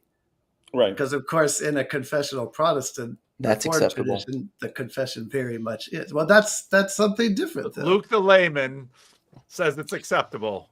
I'm speaking about myself. What the Metropolitan would say if we're going to be all about hierarchy. I think he would agree. This is what people say. Every time I get together with my priest, he's just that all seems pretty orthodox. What's interesting is I want to come back to Tripp's point and CW's point that in some ways the Young, Restless, and Reformed has been colonizing the Southern Baptist, and the Emergents have been colonizing the mainline. Nadia Bolz-Weber declared first pastor of public witness for the ELCA. Now, they colonized the sinking ship. Do you know what the average age of the ELCA is? Well, exactly. I think it's 75 or something like that is the average age of someone attending an ELCA church. Right. They colonized a sinking ship. I need to show you some of my emails back and forth with Rachel Held Evans back in the day. Oh, I have some of those too. Oh my goodness. She's insufferable. She retweeted me once and sicked all her fans on me, and it was terrible. It's the worst experience I've ever had on Twitter. Maybe the Emergent didn't know their own. Maybe it's too rude of each other. Maybe this is too rude of a question, but if Rachel Held Evans were still alive, would she be a Christian? I think so. She would be right where Nadia Bolz-Weber is. The idea that Sam, of all people, would have the temerity to ask that question, I'm just saying, am I the only person who's kind of disgusted by this?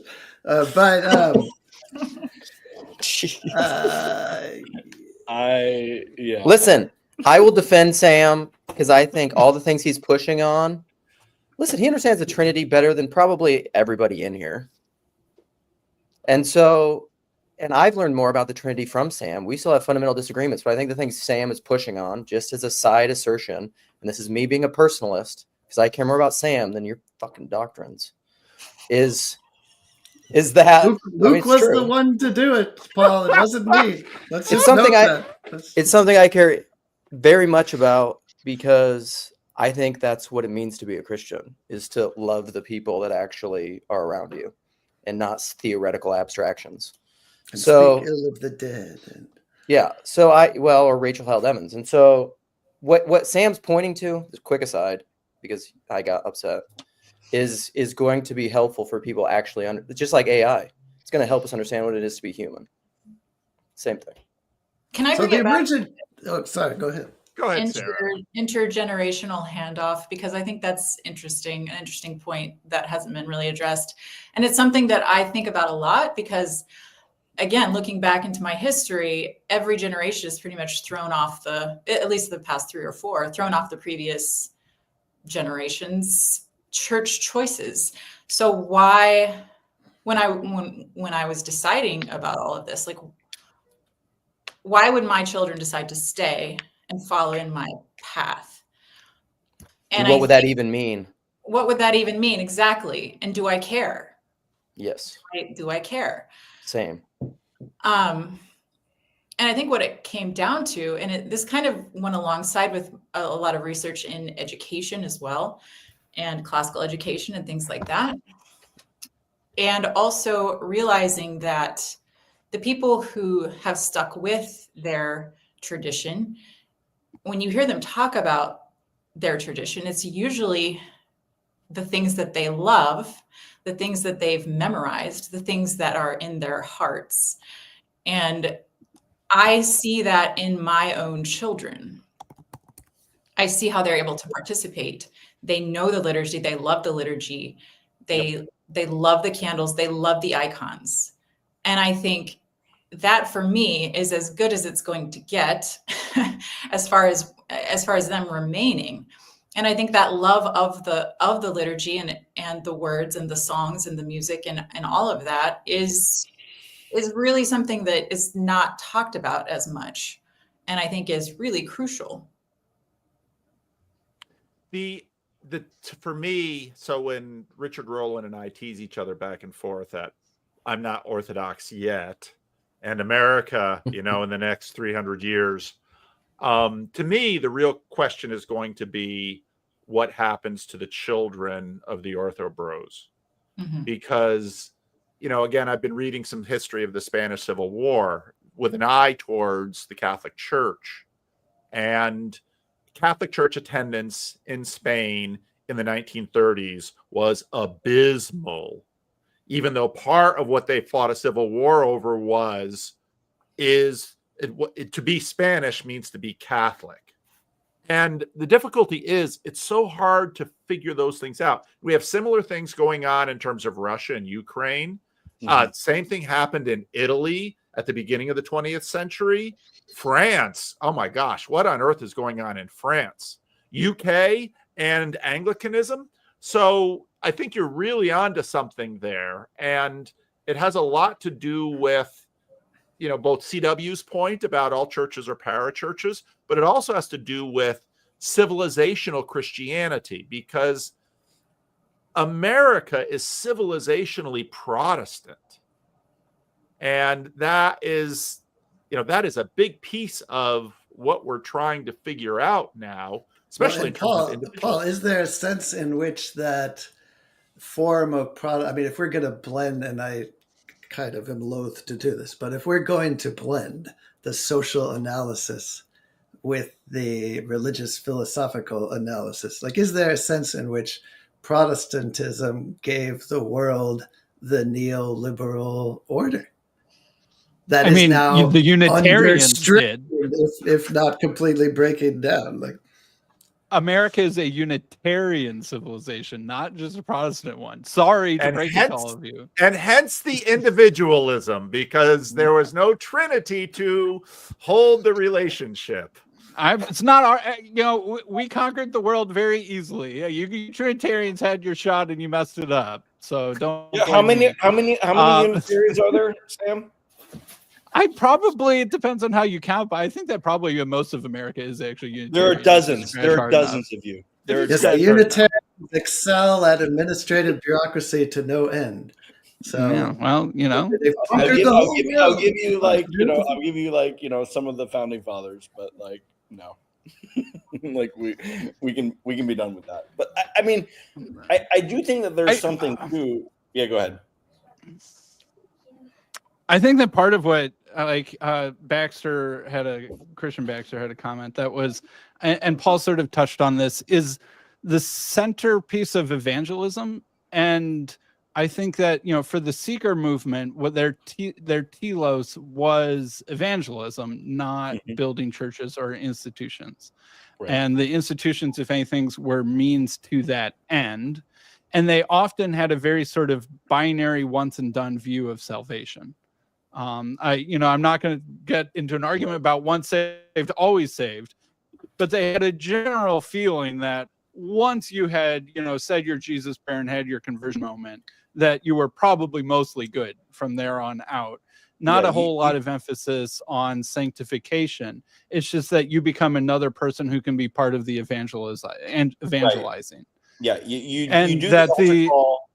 do the altar call, you say the prayer, now you're saved, right? And that's it. Yeah, and it was this very penal substitutionary atonement picture where your guilt gets taken from you, and then you have this very strong interior experience, and that was a real thing. Like, Luke might be mad, but this changed hundreds of millions of people's lives. As little as Luke might ever want to acknowledge it. Listen, God can speak through an ass. But this changed hundreds of millions of people's lives. But that sort of story doesn't seem to be working very well anymore. Like, even when you listen to like the Justin Brierly, reemergence of belief in God, Ion Hersey Ali, etc., they don't tend to have this very strong Jesus died for my sins, kind of instantaneous conversion story that was especially common in the Billy Graham era and kind of lasted for a couple decades. And I feel like the burnout of the constant focus on evangelism, which you can just turn off if you become a universalist, that's a way of just flipping off the internal need to analyze. But that sort of story, I think, has kind of lost its strength. But now conversions are looking different. Like, Peugeot isn't penal substitutionary atonementing you when he's getting you to become Orthodox. No, I think that change in conversion story is a big part of what's happening.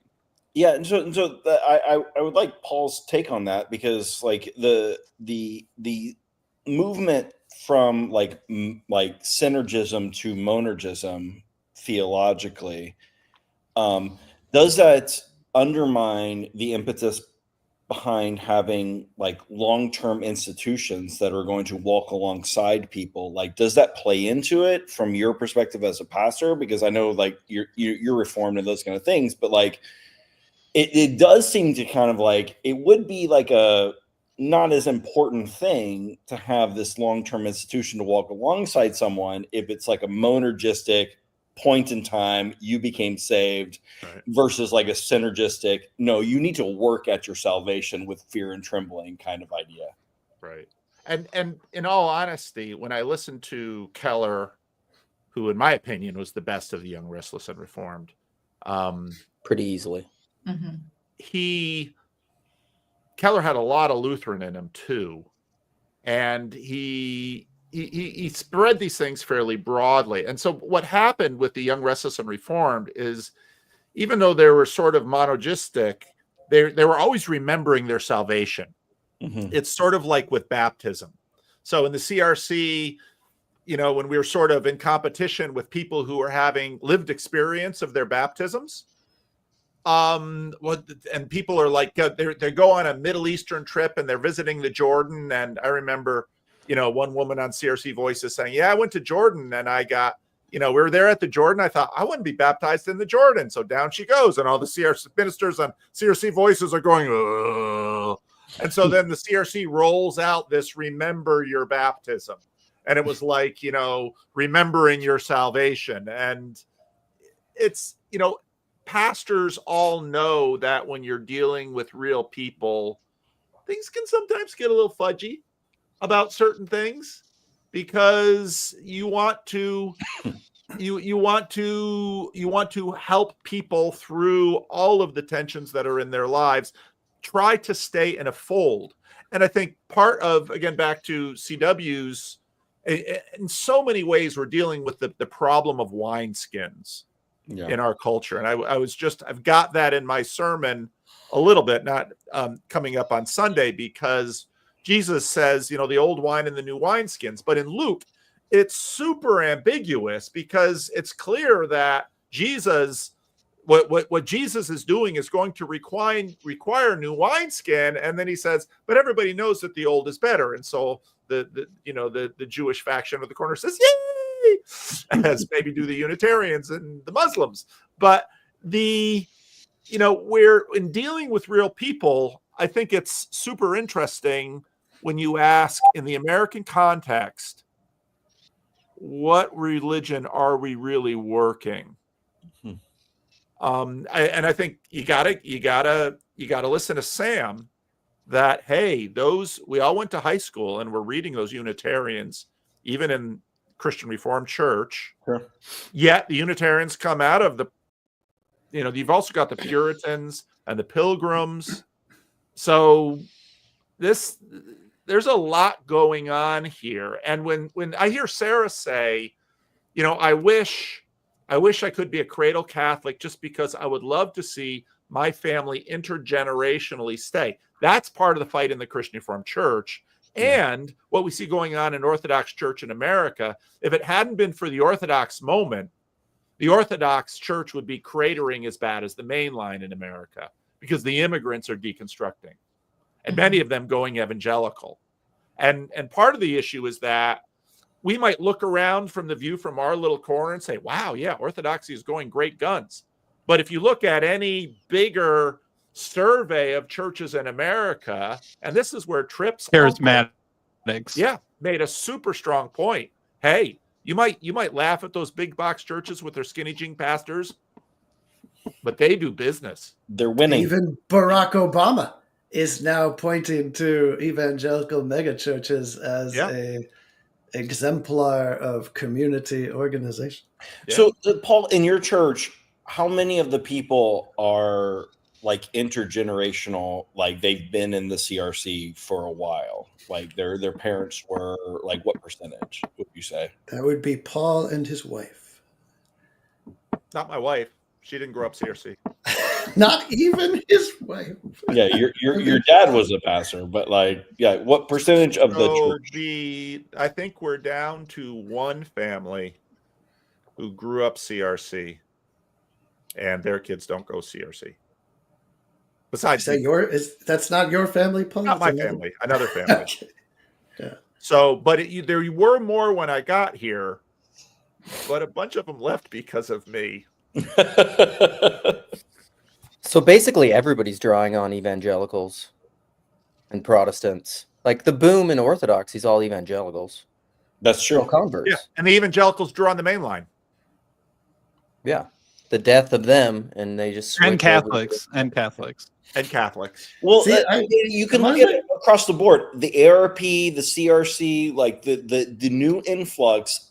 If there is an influx in any of these denominations, it's all the young, restless, and reformed people that are like finding another denomination. That's what's going on. They're leaving X29 and they're joining a CRC church or an ARP church or an Ortho Bro. Like that's what they're doing.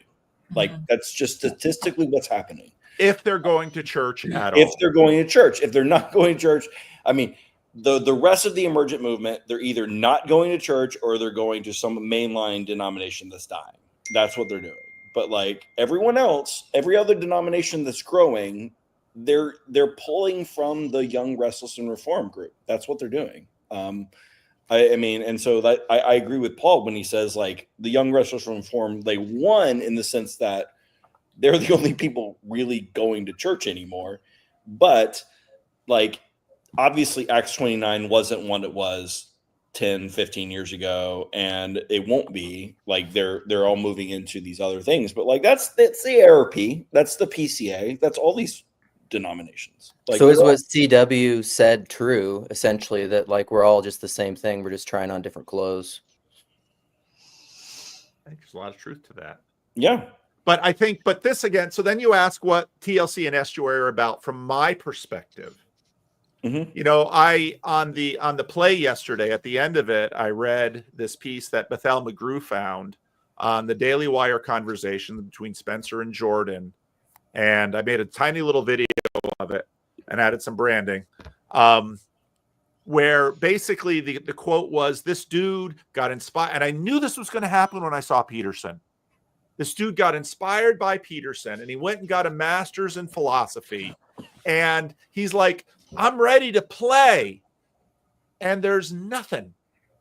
And so when I started this thing, it's like people are going to see Jordan and see Jonathan and they're going to be ready to play. But they're going to be like, can I go to a church? Will my wife want to go to the same church as me? What about my kids? What am I going to do with them? I need someone to talk to. And that's why I started the meetup. And the meetups evolved into Estuary. And the TLC grew out of that too. And it's why it is the shape that it is we need people to talk to. Right. Do you think that that's has it been I mean, and I'm generally curious, like, is this like a pipeline then? Like, have you seen people like come to Estuary first and then eventually get plugged into a church? Or are they still kind of on the periphery? Because I get it's hard, right? Because they have opinions, like institutions don't bend easily to independent thinkers. So I think most are still, I mean, for some people, and Sherry says it at the Olympia conference, and she asked me on stage, I'm like, oh, Sherry, don't ask me that question. You know, is Estuary church? I have my own institutional orthodoxy confessional line. Estuary is church adjacent. Thank you very much. Yeah. Because it is. Mm-hmm. And but at the same time, it is pastoral care, but it is also seeker oriented in that people in my estuary, they might not stay for 11 o'clock, but they're sitting in there with other Christians and with non-Christians. They're talking about this stuff. And a lot of them are like, I sort of understand the church a little bit better now. I never really had any idea what that thing was for or why anybody tolerated it. So it is having some impact. And it's very clear that the YouTube presence, the Peterson Peugeot, and to a degree, the PVK pipeline has brought a lot of people into church because we saw that in the Discord. And I continue to get letters now that I'm going to church now. But even when we're in the Olympia conference, many people at that conference, because of this pipeline, have been going to church, but they're uneasy at church. And another video I have cooking is, there's a lot of people who are like, well, they've started going to church. And so maybe they're doing the liturgy if they're Orthodox, if they're going to Catholic, they're doing the Mass, but they're still not quite sure what they're doing there. Yeah. Or yeah. What. If I hadn't grown up going to church, and if I hadn't continually kept going to church, and I was a TLC person who had been pushed and encouraged to start going to church or what of basically whatever kind, I probably would have found it lame after a while, because I feel like almost none of my TLC self is very activated in an average church service. And I've been to a lot of different kinds of churches in the past couple of years, and that's true of all the different ones. And I feel like I'm operating on the older code that I know from childhood when I'm in those churches. And that if I were just there for TLC motivations, that I would probably get tired of it and not find what I was looking for and probably burn out. I guess that's a good, I think that's a good point, Sam. I guess two questions. One, should we want your TLC mode to be activated during church? And then two, like if you've never had that kind of like background, how would we ease you into just letting that part of yourself go? If your answer to the first part is no, you don't need to be your TLC self in church, because that's not like. If the sermon felt more like some of the podcasts that I liked, that would probably be true. But there is like a taste of the worldview gap is tasteable, noticeable between, say, the average sermon and a collection of your favorite TLC-ish sort of pseudo sermons or sermons. So I think that would help. And if most of the people there, I felt like I could connect with them like I do when I'm at a Chicago Estuary meetup, whatever we are group. I felt like I had that sort of community. I would probably feel it that way, but I feel like I'm terrified to talk about TLC things in church. Part of that is just because it's me, but part of that is because, like, if I were to bring up Jordan Peterson or anything that could smack of something like that, it could have a really negative effect on a lot of relationships. Okay, Sam, the reason all that is, to go way back to what's his name? The guy who was at your meetup a long time ago, started the BOM with Joey. What the heck's his name? Anderson. What's his name? Oh, Tyler. Now married with a baby. Yeah. So Tyler said that a lot of what church has been is a masculine space with feminine language when it should be a feminine space with masculine language. And here's the thing, church, they tell you they want to know what you think and they want to have robust intellectual conversations, but bullshit, they don't, because they don't really want to know what you think. Because if they really know what you think, it might unsettle the literal basis of modern institutions and they will collapse, because all of a sudden you're going to get out of the groupthink and things aren't going to go well. So you can only do it here because we don't have those stupid confessional boundaries. Well, which is why... And the people in the comments saying, I just want to go to a mass and I just want it to be blah, blah, blah, blah, blah, blah, blah. What you're basically saying is, I want to turn off culture basically of the church while I'm there altogether, so that so I don't go to a church with a conflicting culture to what I feel from my TLC culture. If I just or you want to shut off your mind.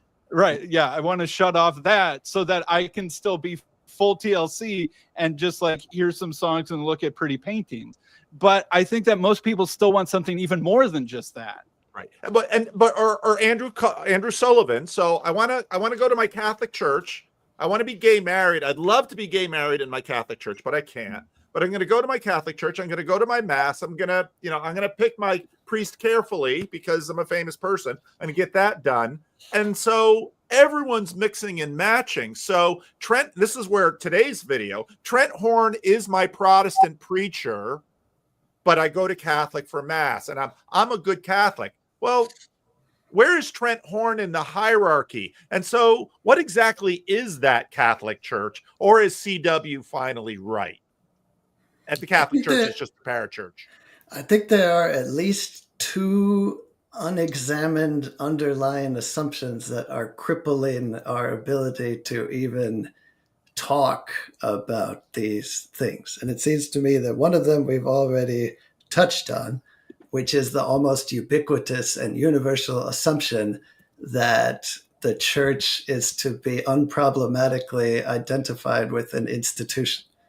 And it strikes me that, regardless of the house church movement, emergent experimentation, TLC, yada, yada, yada, that for many people is still very much live and controlling in their thought of what church is. So that's one of them. And then the other one, I think, is the capitulation or conflation of all Christian thought with theological hegemony or theological method, that there is no Christian thought apart from a theological mode of analysis.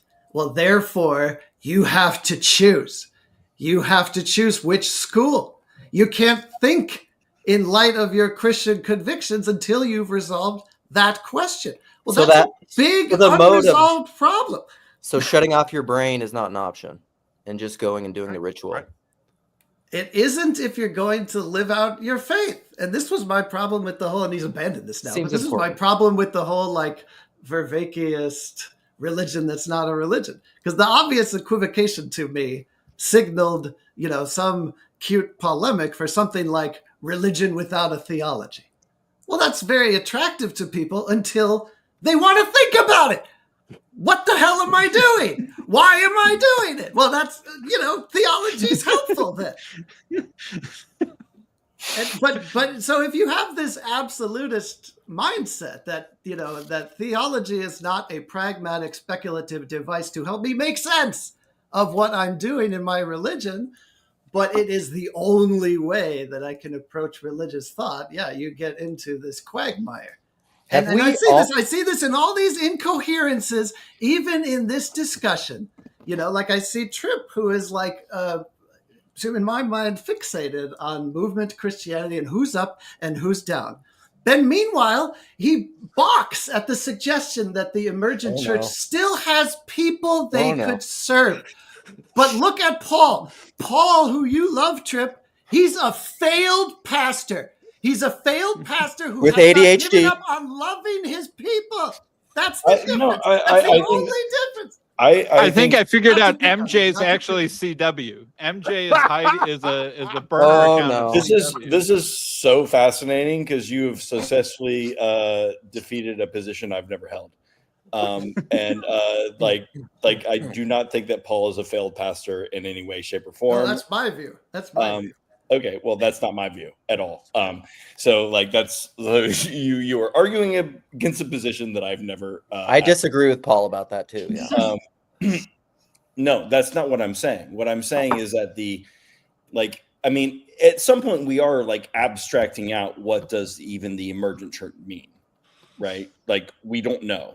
Like it is like we are like kind of it is a fuzzy term. We don't know. Ones don't we don't know. Is John Piper part of the emergent church? Is Tim Keller? Is Mark Driscoll? Like if Rob Bell? Like okay, like we get it. These are fuzzy terms. That's fine. I think that we can all though agree that there was a thing that was happening in the mid 2000s to the mid 2010s that was different.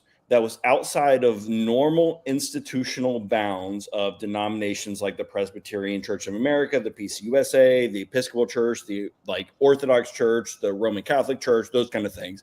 There was something different that was happening in a non-denominational bounds that was different, and there were different factions with them, and part of them just ceased going to church altogether.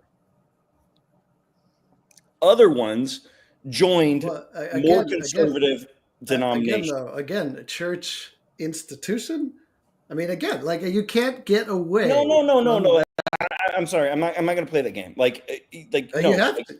There are church denominations. There are church denominations. I'm not going to say that I'm a good Protestant. I don't dispute that. I'm not trying to say that institutions. I'm not saying the church denomination is the church writ large. That's not what I'm saying. What I am saying though is that there were that movement within the church writ large, had some spectacular successes and also some spectacular failures. And it's interesting. And we should think about why is it that some of them failed, some of them didn't, some of them never went. Fair enough. And honestly, I think you're arguing against a position that I haven't advocated at this point now, because I agree with everything you're Okay, you better just let me talk.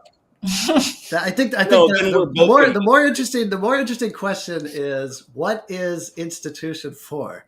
So regardless of whether it's conflated with church, the reason that other question is important is because if people can't separate the institutional activity from the church from her existential identity as God's people, that question becomes a lot more all important, because now it's not just what is the institution for, it's what is Christianity for, Tripp?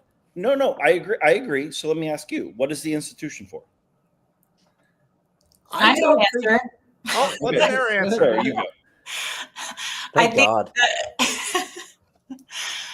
at the end of the day, someone has to make a decision. And you can say that you don't have a hierarchy or that you don't need an institution.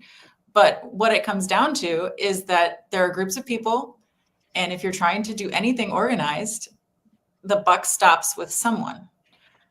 And I think this is, I mean, I saw this happen in my own church that ended up splitting, and it was a question that I had as well. It's like, why are we appealing to this authority or that authority over another one?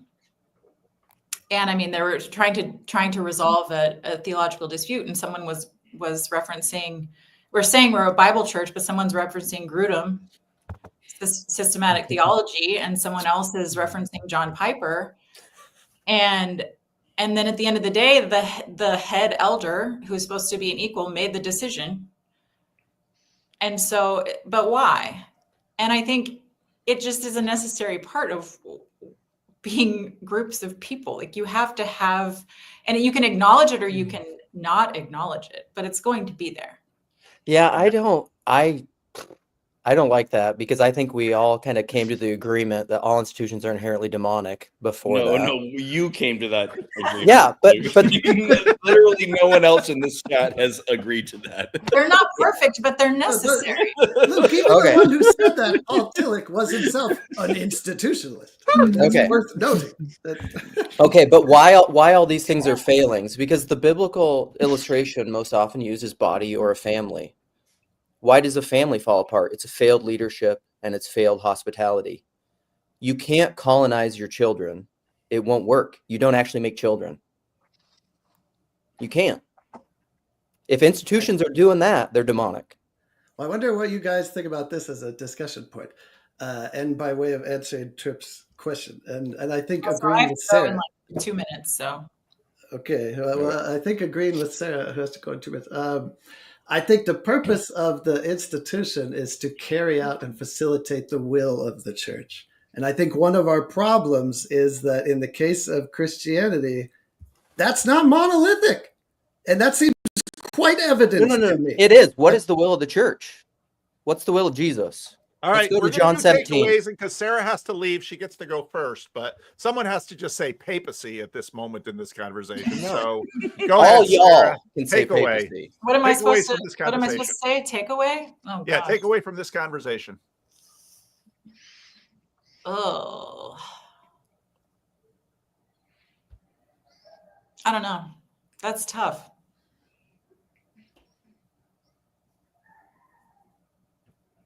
I think the more I talk to people, the more satisfied I am with my choice to do what I'm doing.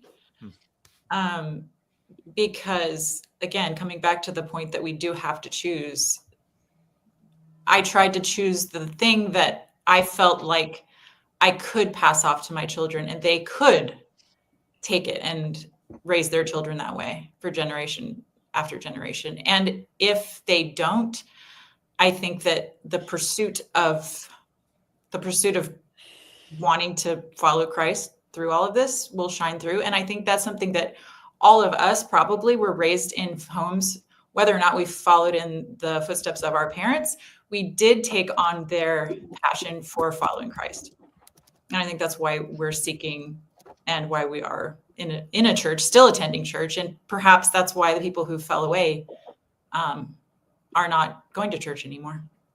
That's my takeaway. All right. Thank you, Sarah. You can leave whenever you need to. Luke, takeaways from this conversation. Receive with meekness the implanted word, which is able to save your souls. If you understand that, you understand everything. Where's my Luke bingo When card? was it implanted? When was when does it get planted? When is the wrong question? All right, there's Luke's takeaway. Sam. I think that the TLC could be deeper and bigger in terms of what's going on than the Emergent Church was. I think that we can do, there are way bigger and deeper theological and philosophical and ontological even questions being asked in the TLC than I think the Emergent Church ever did, which was just like fixated on, like a very narrow version of Calvinist versus Arminianism or something like that. or sexual ethics, basically. And that I think that there is actual work and progress that can be done and made by doing actual real theological work. And I think that that could be something like a telos for the TLC, should we choose to accept it. All right, good. Thank you, Sam. Tripp, takeaways from this conversation.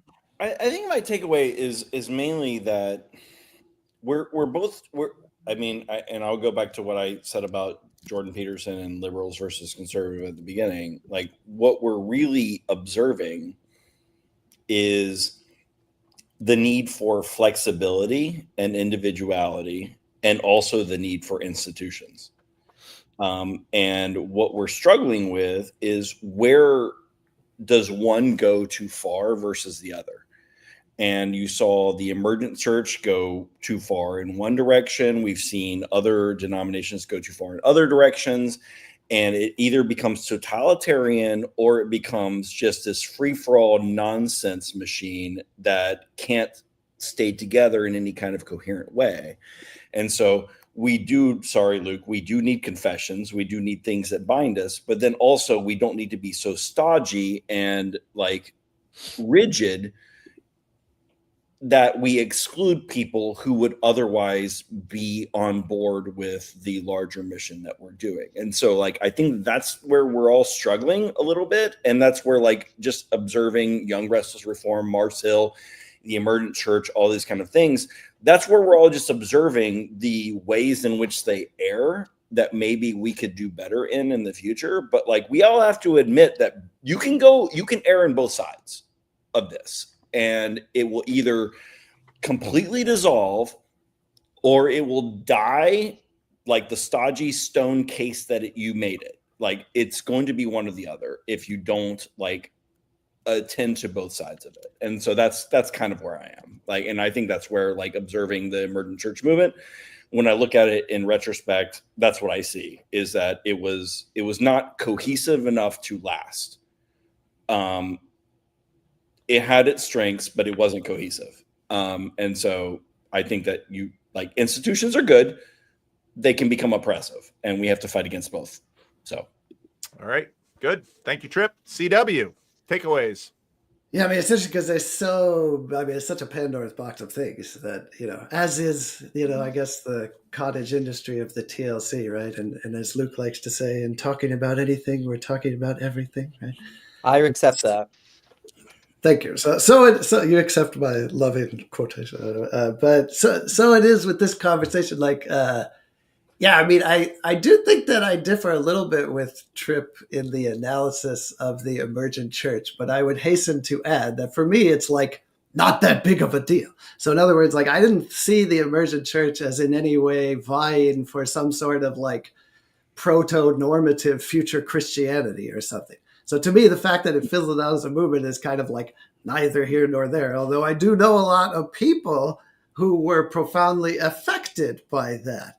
And my analysis of what happened there, even though it's a small subset of the broader Christian phenomenon and experience, is quite different. It seems to me that, this is kind of a hot take that I've been percolating while I'm listening to everybody here. I wonder if it wasn't and this might sound weird, but like imperialistic pretense of the leaders that ultimately failed their people. Because, can you argue that it was incoherent? Yeah, it was too fucking incoherent to be a totalizing normative movement that took up the mantle of all cultural Christianity. And to the extent to which that's what Tripp's saying, I completely agree.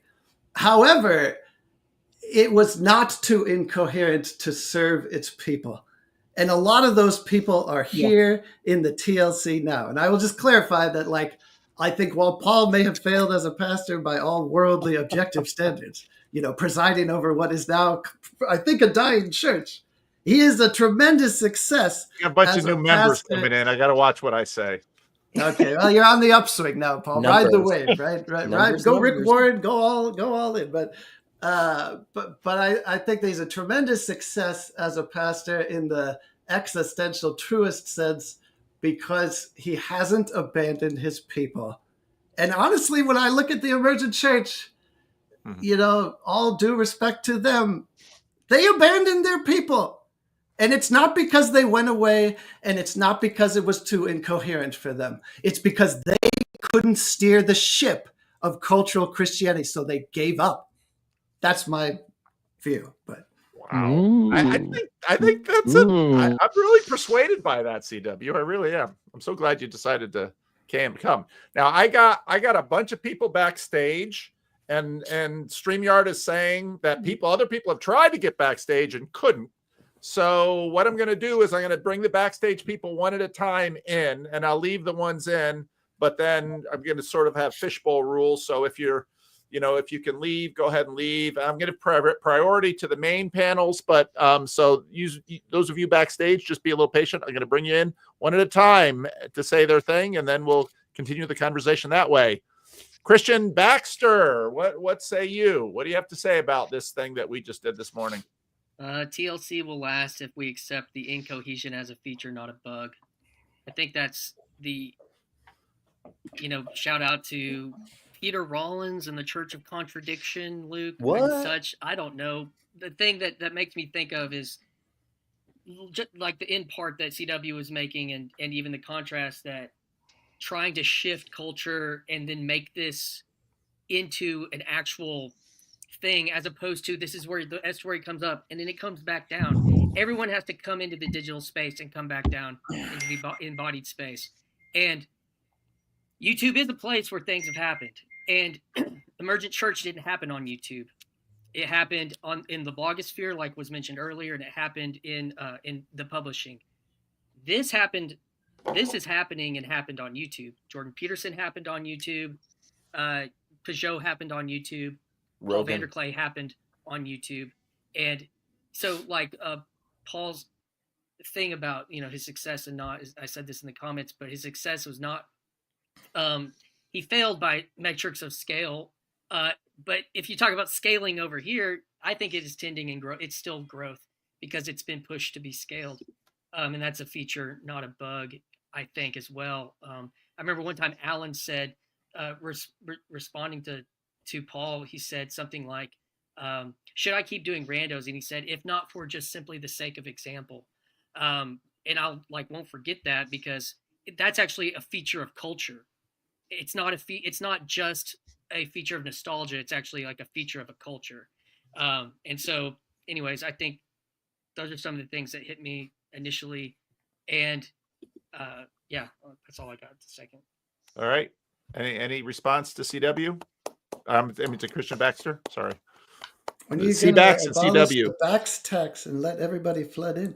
We got all these limitations, the Paul wall and the Bax tax. Oh, all right.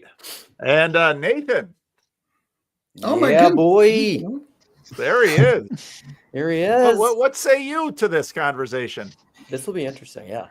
I think my view is that a lot of what people are saying is just far too speculative for me to buy into it, to be honest. There's a lot of specific. Yeah, so I mean, there's a lot of vibes-based analysis going on, right? And there's not a lot of specific predictions. And those predictions are often not based off of gathering any kind of empirical data that's operationalized in any kind of way.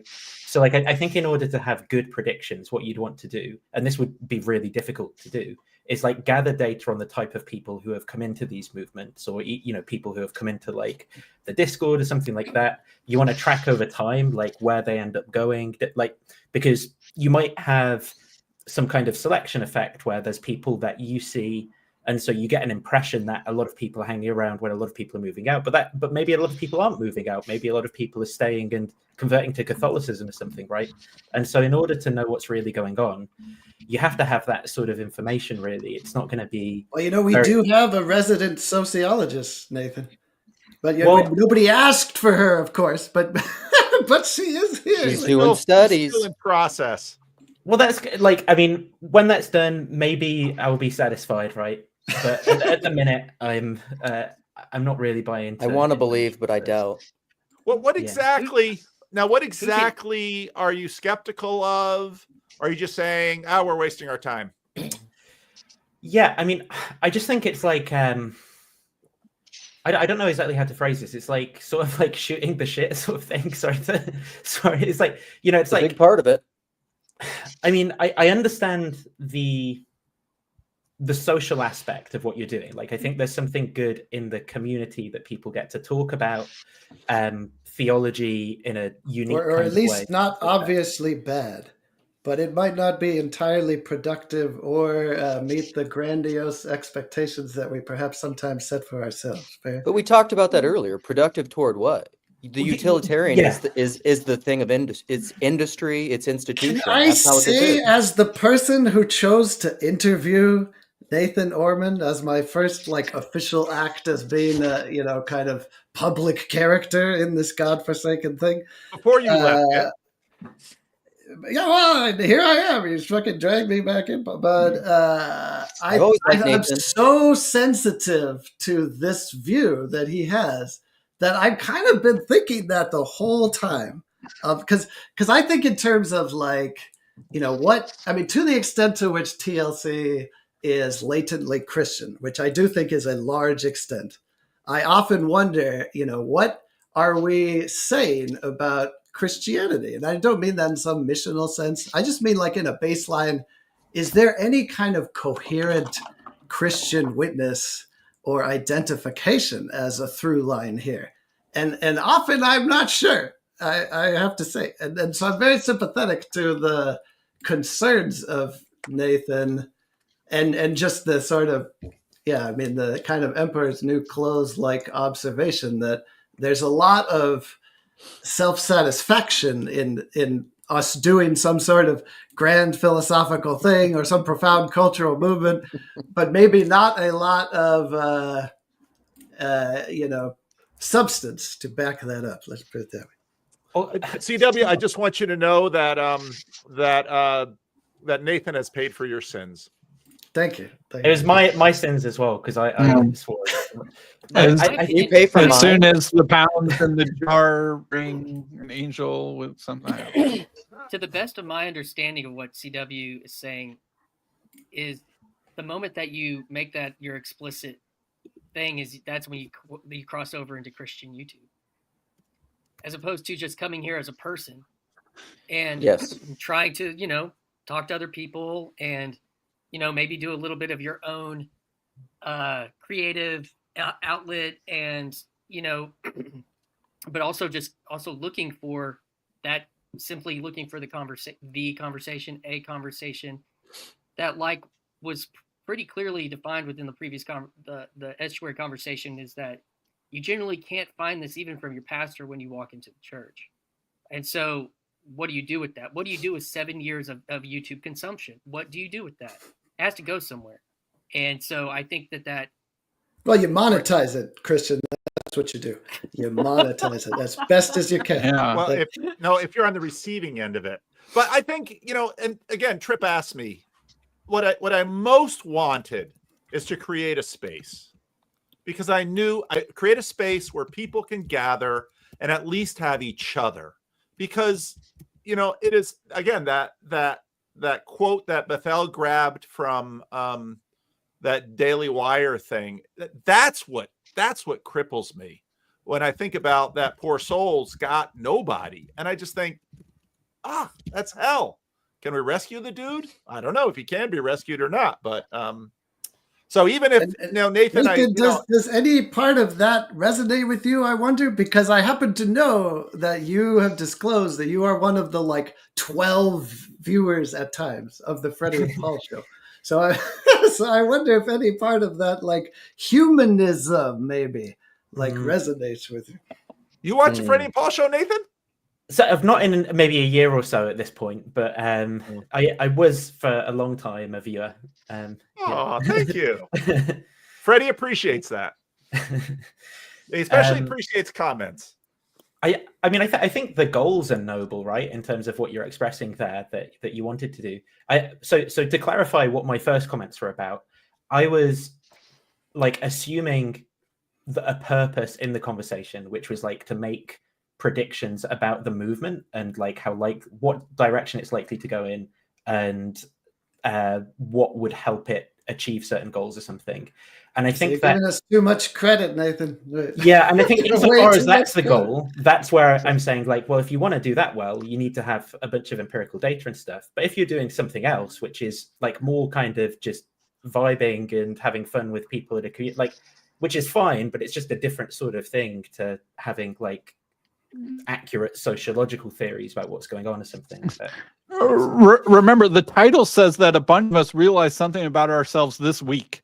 That's the level of grandiosity that the stream was aspiring for.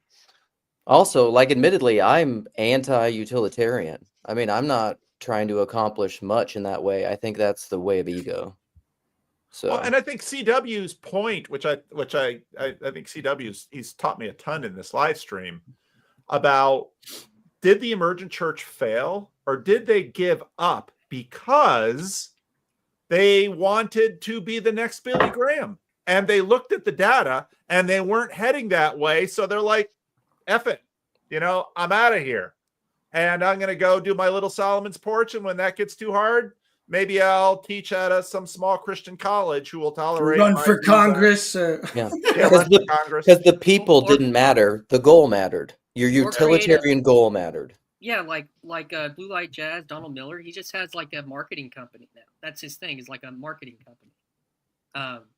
I think, and that's the part with Luke that I would say that needed to be. That's one of my whole contentions with like church startup culture. Is like that actually needs to be contended with seriously. Like, what are you doing? You need to really admit, I actually want to grow a church to 2,000 people and just say it. Or I actually don't want a big YouTube channel and I'm just playing. Or, like I want, like, that's part of like the union, like embracing the shadow, or at least contending with it and having an honest conversation with it. And that's part of it. And that's part of the forces at play, even with Nathan, like, oh, I never look at my metrics on YouTube. Yeah, I do. But I'm also like, I don't even know what to do with all of them. And even still, like if someone was going to try to capture like the metrics of this, I mean, I've looked at even trying to capture my own metrics. I don't even know what to do with them, or how to count them. What does it mean when it says you put out a 2-hour podcast and the average listening time was 20 minutes? What does that mean? I don't know what that means.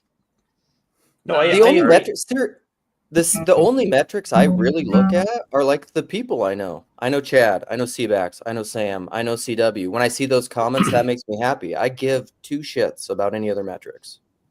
So I think the problem is, though, if you're having a conversation about broader impacts on society, right? So you can make claims maybe with a lot of accuracy about how your interactions impact like the 4 people that you're talking to, or whatever, which is like fair enough. But you've got to kind of caveat and scope the claims that you're making. Then I don't think you should be like talking at the level of like a global or nationwide movement or something like that if you've not got good data to kind of like back that up. Would it be? But I don't think you can talk at that level ever. Well, I wonder meaningfully. Nathan, do you think that there are kinds of admittedly speculative and hopefully acknowledged as provisional general observations one could make to some productive effect? Like, for example, let me try something. Like, I mean, there is a lot of banding about civilizational Christianity and Western culture. And all. Well, what if I tried to qualify it a little bit more and maybe see if this is the kind of assertion that could be palatable to you, at least as something people could coherently talk about? Okay, what if I said something like, in Western liberal democracies, institutional Christianity in particular is losing its capacity to engage in social engineering en masse? Would that be a meaningful assertion to you that could lead to, if not productive to some larger effect, but coherent conversation? I mean, I think that could be like a sort of hypothesis that could be operationalized in some way. Like you could kind of for the purpose of discussion. Well, yeah, it depends. So if you wanted to meaningfully answer it, right, you'd have to get into the weeds pretty quickly about like how are you going to measure the impact of like church synods or something like that, and what are the relevant like what are the differences between the CRC and the Church of England? So if you try, so I think it's going to be pretty difficult to answer a question like that, which gets to I think Luke's kind of. But do you think it's a concern, meaningful question? Is I guess what I'm getting at. I mean, by the time you would design yes. an experiment, collect the data, analyze it, write a research paper, and have found your results, you would have missed the opportunity to act on the information that you were hoping to find in the first place. Scientific Possibly. method is way to analyze and deal with what we're trying to talk about here. All right. Well, sort of. The data scientist. Sort of. But the main point then is says the person who's actually a scientist. Yeah.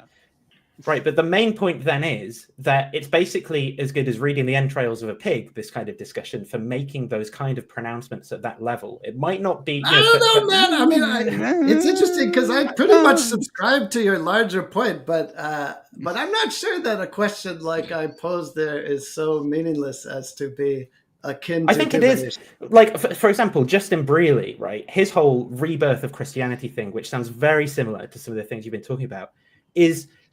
the exact opposite of what all the empirical data shows. And it's like some bizarre, like alternative reality where he's like, I talk to a lot of podcasters who are sympathetic to Christianity, which is a weird thing. Therefore, Christianity is growing when all the data shows it shrinking in the relevant. All right. Well, if you want to, I'll answer that. I'll answer that because the data, just like Sam said, is like 5 years behind or 3 years behind.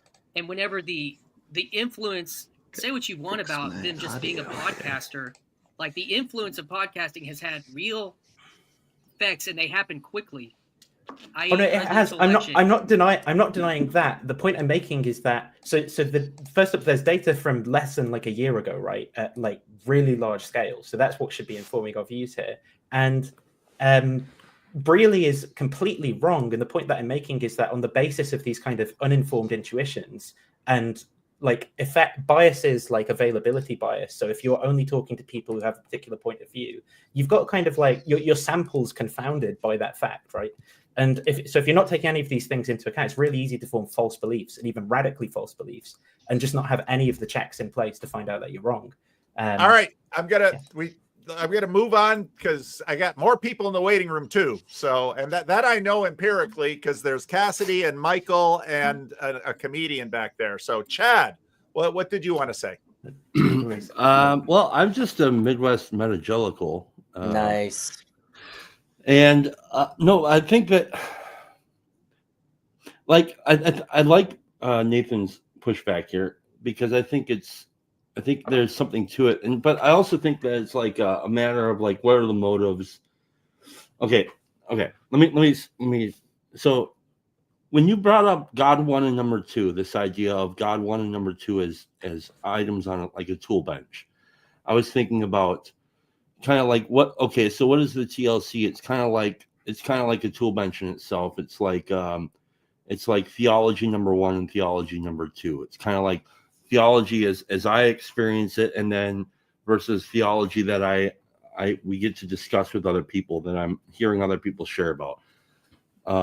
And I think that's kind of like it's never really kind of like, it's not codified where we say, here in the TLC we talk about our points of view, and it's just like it happens. It kind of like unfolds kind of naturally. So it's like I kind of think about kind of like when I was a kid, I went to this thing. It was like the Science Kids Museum, and they had like this room with like all these baskets that had all these crazy like stuff that you can pull off the shelf, and then like you can use like the hot glue gun and start making like critters and stuff like that. And it was really cool. And that's kind of like what I feel like it is in a sense here, and I get to do it with friends.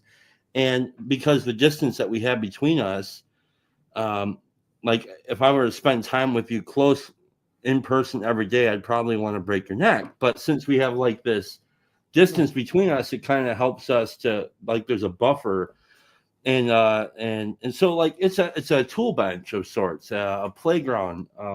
So and when I often hear people talking about theology, what came to mind to me just earlier was something like a word like egoology, like it's more like my own ego is and all of its assumptions are delivering the theology or something like that. When I was reading it, whatever. Sorry, I'm just a Midwest metagelical. So forget about Where me. did Nathan go? I just he dropped himself. I didn't bring him out, so what was he saying? Maybe it's wrong. I guess I have to go back and see what he was saying. I mean, I don't know how to respond to that. I'm not quite sure I tracked. So I'm so sympathetic to his overall disposition, which is to be kind of cynical and distrusting of the pretensions of this or any movement, I guess. Yeah, but you have to act. And that was Sam's point, which I thought was a good point. And because, one of the things that I noted that, and I could go through my analytics, actually not so much, but I judge. So YouTube actually doesn't care that much about your number of subscribers. What YouTube really tends to care about are the number of comments. They look at likes. But what YouTube really looks at is engagement. And what I noted when I started talking about the emergent stuff, engagement went like this. And for me, okay, so Starbucks has these tables and chairs, and they heat and they have music and they do that. Now, Starbucks is about selling coffee. We all get that. But when I go by a Starbucks and I see people talking to each other, part of me says, is it scientific? But part of me says no, because I know I wouldn't want to be alone. And although actually I'm kind of an introvert, sometimes I do like being alone. But I just knowing people, and and so when CW says I'm leaving the TLC for 5 years, and I've also been a pastor for a long time, so I don't have those buttons easily pushed on me. But then a bunch of people freak out. What are we going to do to keep CW here? It's like, you got to let CW be CW. He's going to do what he wants, first, number one, regardless of however he views the world. But I still like CW. I still like Nathan. I still like, all sorts of other TLC exiles. And so, but what I'm going to do is sort of, keep the space open and keep the light on. And if they're ready, and that's how I work church too. So that's how my father worked church. There's nothing scientific about it. So, Cassidy, what say you? Well, I really like the conversation. I've actually been having similar conversations with my sister about this idea of church and divisions and the way we navigate those things, especially being the tension of me going Orthodox and my family going Orthodox, and they staying Protestant, but us still moving towards Christ in this really interesting way. So it was really interesting to hear everybody talk, but I wanted to hear more personal stories and personal application of this stuff. And I think that's something that whatever this space is does really well. Not to dismiss Nathan's point that, empirical data can sometimes be helpful in understanding truth, and there's a place for that. And I wouldn't ask anybody to shut that down if that is their calling.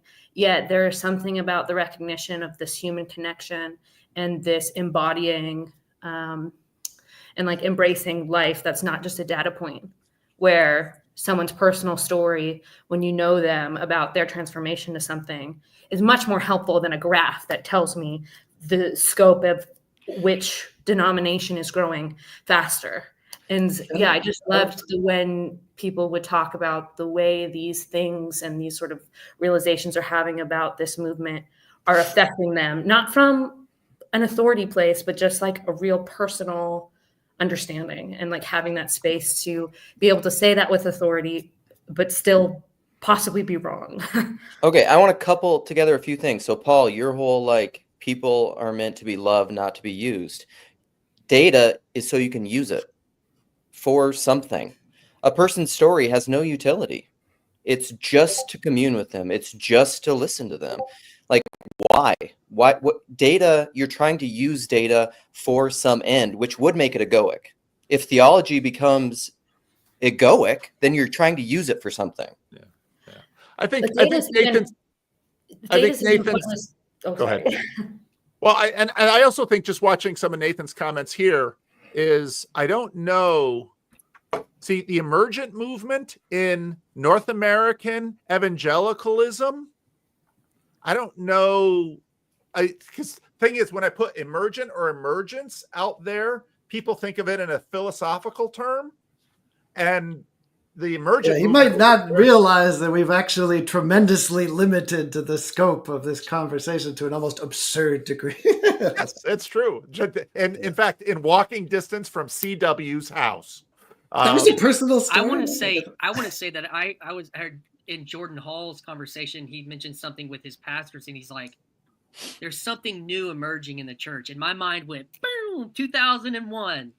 Like that's what happened to me when I heard him say that. He has no context for the emerging church. Yeah. So like when I heard him say that with pastors in North Carolina, who probably do have some context for that, but one of them was Raised Church of Christ, and so his exposure to that is probably limited, and during that whole season 25 years ago, and so yeah, I do think that there's a segment of people that's like, oh wow, this was a thing that happened. It is very niche, and it did happen in evangelicalism, and it happened. A lot of it did happen when we talked to blogosphere. Early Twitter, my first early Twitter was full on Rachel Held Evans having live debates with Russell Moore, going back and forth. They were both Baptists trying to conserve something or take the Baptist church somewhere. And that was like second tier emerging church, because the publishing side of it that you mentioned was Donald Miller and Shane Claiborne and Brian McLaren and the others and the like. But like to Cassidy's point, I'll give you a story. Whenever I was 16 and I got invited to help start an emerging church that was 10 families, and they needed a rock and roll acoustic guitar guy instead of a CD player playing Chris Tomlin. Okay, and so that was what they needed, and they asked me. And then after college, I came back and I worked there. No. The church had changed. It had formed a little bit more. It had coalesced, and they decided on some doctrinal stances. And one of their doctrinal stances was to allow for alien immersion. This made it, and it actually came from from Paul's denomination. There were some people that were a part of the early parts of this little church that wanted to be able to accept infant baptism into membership, as opposed to it being completely Baptist in its theology. So this opened the door. I watched Catholics come into our church because of that one doctrinal statement. And then that could join and wouldn't have to get submersed to become a member of what generally many of these churches were quasi-Baptist churches. When I got hired there after college, one of the elders who would sometimes attend the Episcopal Church up the road for its liturgy, but wanted to bring his family to our community, our Bible community church for its doctrine and community centeredness. He handed me, as the guitar playing guy, he handed me the office of the Liturgy of the Hours, and said, "Hey, you should try reading this."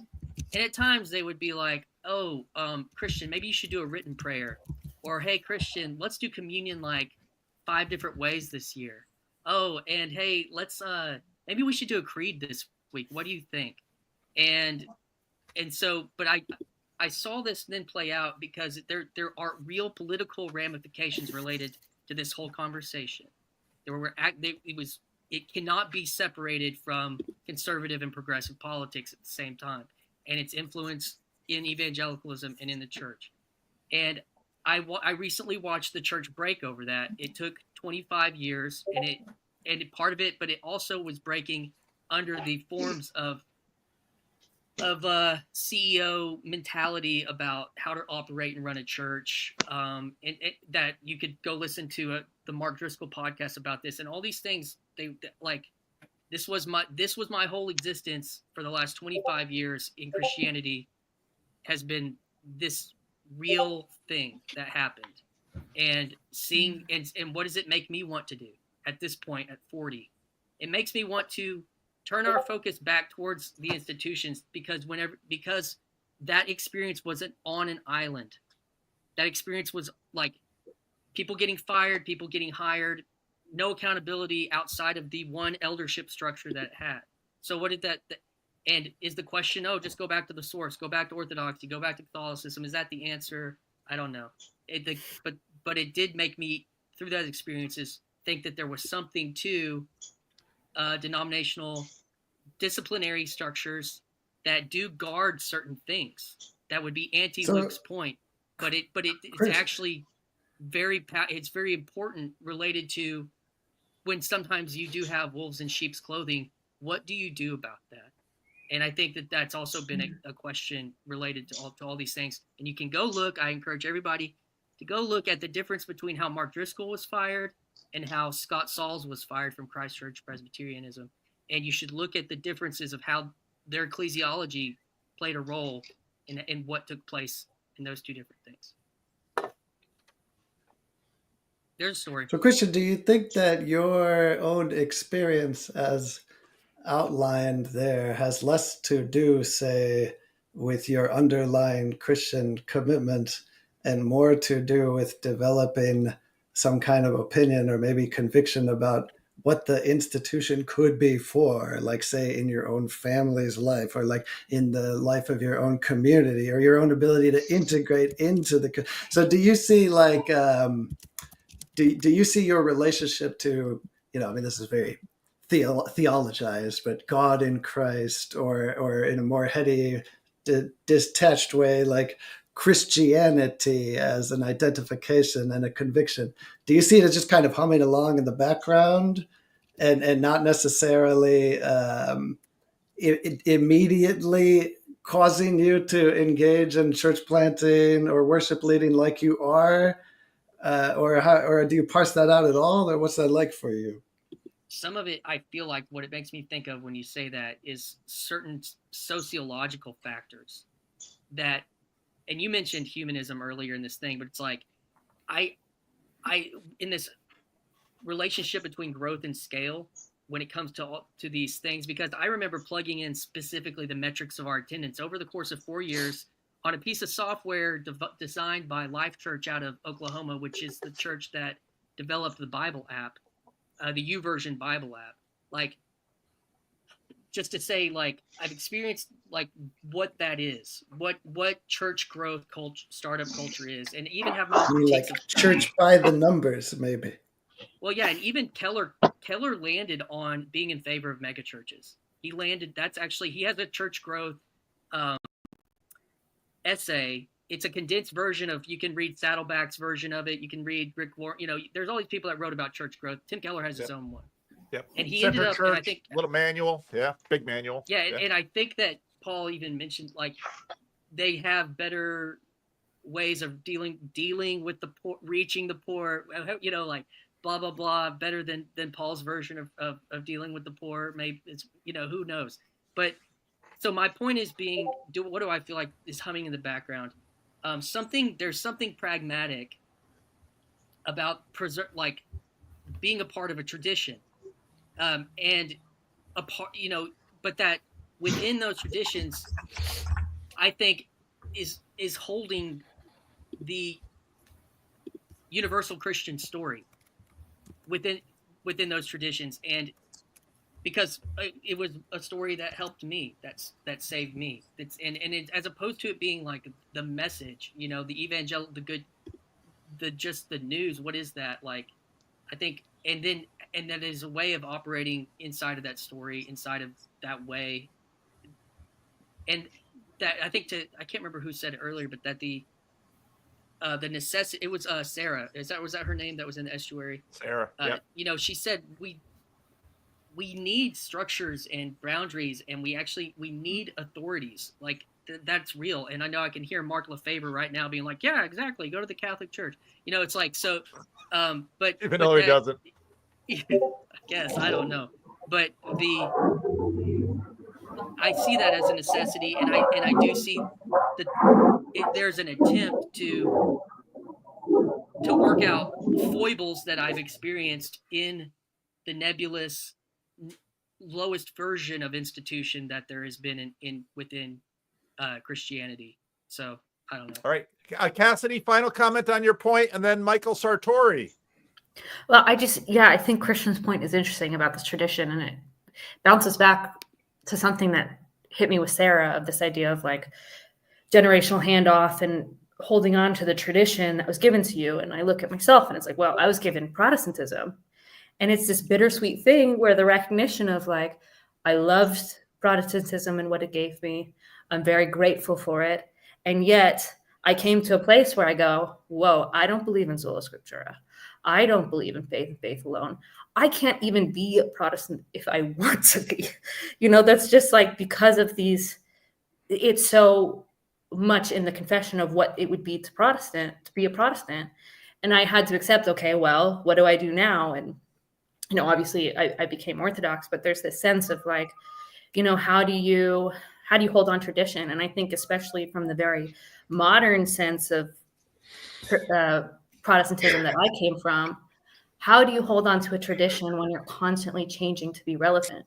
Because you know that in 10 years, what you're doing now is not actually what's going to be still going on in the church. And so how do you manage that? That's just like that's really something I struggle with. And I guess I don't struggle with it as much anymore now that I am in a more traditional sense, but it's a different kind of struggle of like facing that past and then moving forward. And I just find the whole conversation. Real quick, what would you want to give your kids from your Protestant heritage? Is there anything that you want to give your kids from your Protestant heritage? Yeah, like genuine love of like Christ and Jesus, and just that like real genuine like centering of that. And I think a striving for truth, even. I wish my kids were more Bible nerds. Yeah. That's something that Protestants did well. Michael Sartori, what say you? Okay. What do you have to say to this conversation? Well, first of all, I'm being very emergent right now by having a graffiti wall behind me, because that's the best way to get the truth out there. But so hopefully this will satisfy Nathan a little more. I mean, I think clearly everybody that was in this conversation, everybody's a millennial, and everybody's trying to answer more or less the question of how do we pass this on to our kids. I think the intergenerational handoff thing really is the big question. And I think that, but also, and I think the problem is not like with any of these movements, though there's a whole nother thing beneath that, which is that at some point our culture changed from one where people lived in the same town for their whole life. And, you had Saddleback Sams out there because of the economy and, this whole thing where you go to college and then you go where the work is, and it creates these bubbles of population where you can't, there's no grandparents around to be had for your church plant or whatever. So you just have this phenomenon. And I think that, so I think that having that aspect of it is part of why we've seen failure. And you could even say, like, when you look at why did the Young, Restless, and Reformed wing of the whole Emergent thing survive more, it's because those were, those are the ones where they're looking at John Piper and Tim Keller, who are, for the most part, that's the same age as most of our parents. And so you got like a surrogate dad, whereas if you were following Rob Bell and hoping to be coated in the dust of your rabbi, and then you just kept stepping in dog shit or whatever, it didn't really work.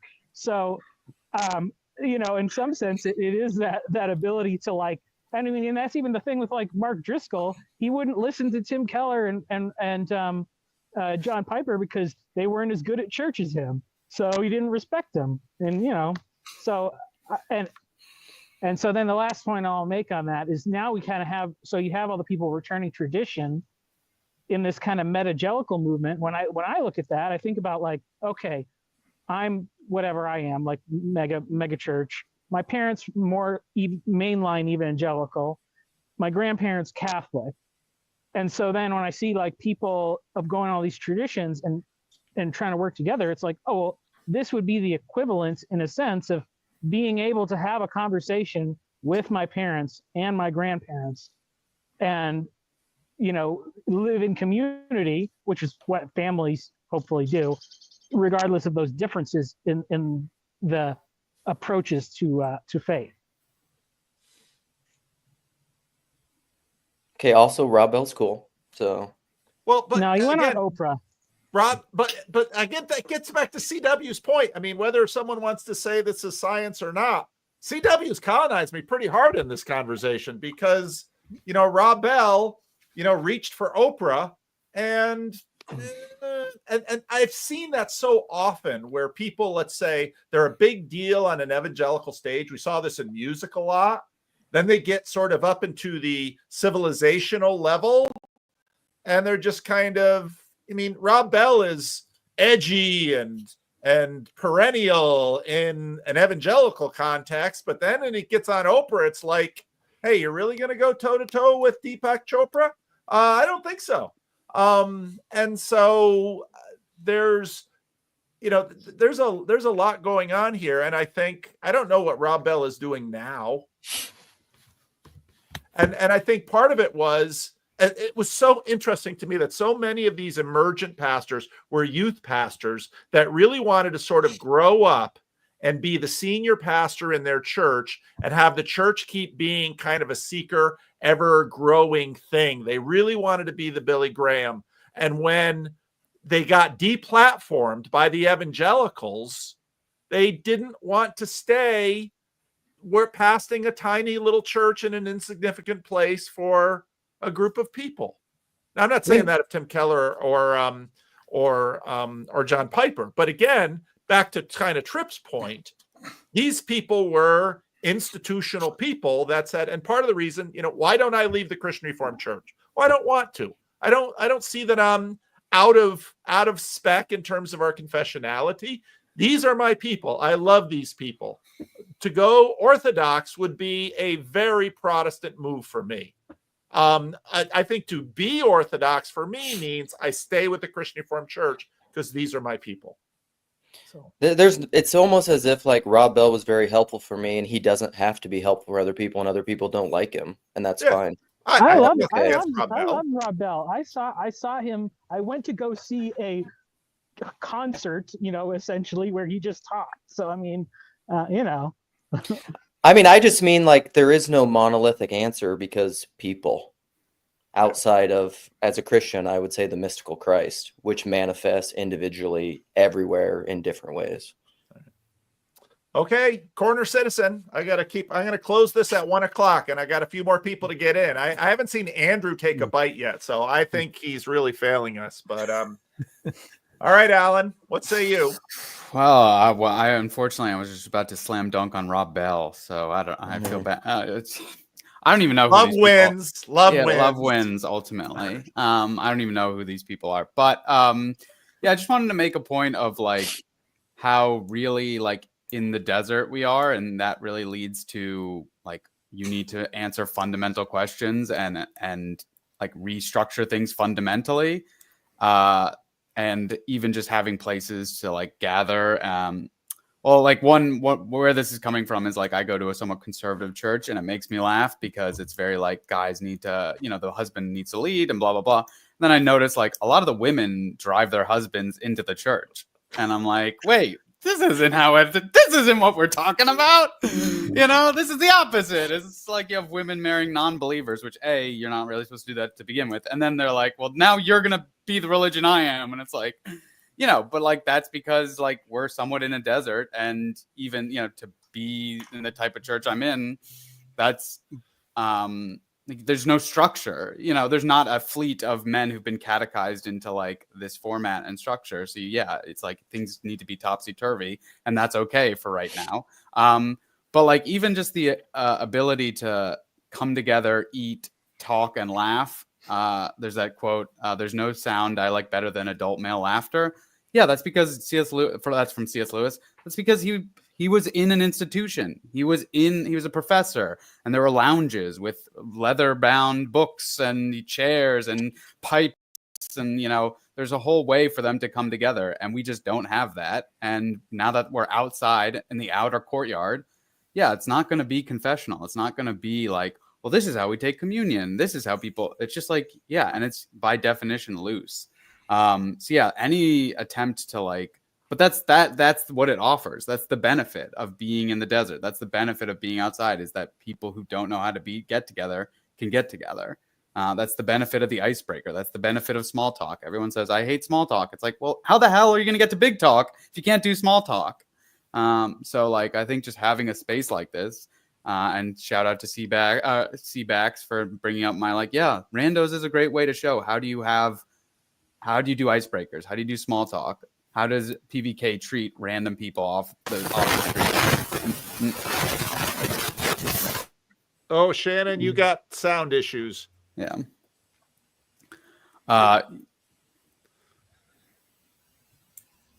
No, keep going. Yeah. Any responses to Alan?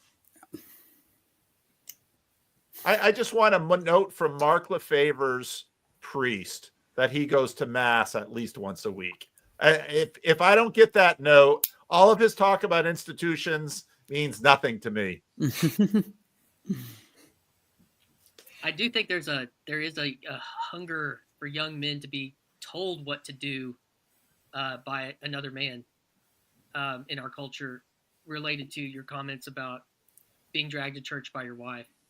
And for Nathan Orman's statistics, Or maybe a woman yeah, told what to do by their wife, right? So on the statistics side for Nathan Orman, there is an interesting.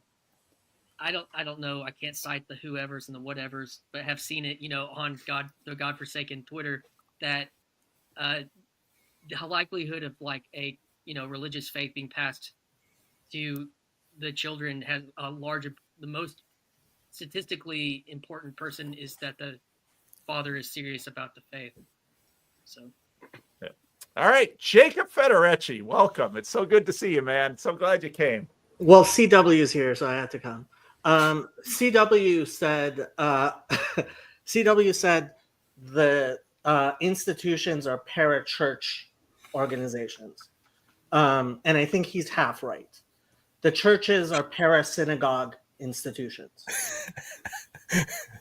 You do not know what you worship. We do know what we worship for salvation. Well, I did say Christian institutions, to be fair, but go ahead. And I mean, the way you know it is the play yesterday. I told David he can't stream it on my channel because my channel is about the Bible. And I was kind of guessing Paul would stream it to his channel, and he kind of did, because that's where the Bible resides in TLC, is on my channel. It's the fundamentalist remnant. Look, if you're looking to participate in the God of history, if you're looking to participate in the kingdom of God on earth, you have to look at history. You have to look at the arc of history. You have to decide how you're going to live your life. And I think where the light is should be obvious to anybody who wants to look for the light. I think there's something to that. I mean, at risk of being glib, Judaism has the often tragic but perennial advantage of being an insurgent movement, like everywhere it is. And there's this sense in which Christianity is sort of a victim of its own success, especially on a massive cultural level. What is success in Christianity? Which makes like martyrdom. I'm waiting for Hezi. Hezi owes me a conversation, because what I'm super curious about is civilizational Judaism in Israel, because that then is the opposite of what CW is pointing to. Whereas now, finally, after thousands of years, the Jews get to say, this is our state, this is our land, how will we do it? And in some ways, then now you've got the difficult situation of Christendom. And of course, Jacob, we know that you're an anti-Zionist, but pro-Israel anti-Zionist. Paul, it hasn't changed. Being Jewish in Israel, most people who are citizens of the state of Israel do not identify with Judaism. Judaism is a religion, despite what Zionists would like to make it. All right. Any other responses to Jacob? Then we're going to go to Andrew to see if he actually wants to say something, because he has not eaten anything. We've seen no personal hygiene care. He's mostly Andrew is just confirming the vibist nature of this. He's right. heavy with the vibe. He's confirming Nathan's worst critique of us, that this channel, like the Seinfeld show, is finally about nothing. It's not about the Bible. It's not about. Well, I will let anything on my channel. At least Jess has a noir vibe. That's true. That's true. All right. So Andrew is going to continue to do what Andrew does. Jess, what say you? Well, along those lines, maybe like a small take, not a very hot take, maybe a lukewarm take, is that the emergent church kind of took the aesthetics of that evangelicalism was kind of forefronting, and then took the aesthetics seriously, and then tried to remake everything vibing from there. And I think it petered out because of that, but also that was also why they decided to take on all the theology too, is because they took seriously the aesthetics. Well, and I think, Sarah's point about liturgy was super important, because, the ancient modern books, the ooze, the emergent real, we want candles, we want chants, and so they really leaned into that, but they didn't get to the point of saying, oh, I'm going to go to the people who know how to do smells and bells, because, and then that's exactly what happened later in terms of, I'm going to go to Orthodoxy, or I'm going to go to Catholicism, or I'm going to go to Anglicanism.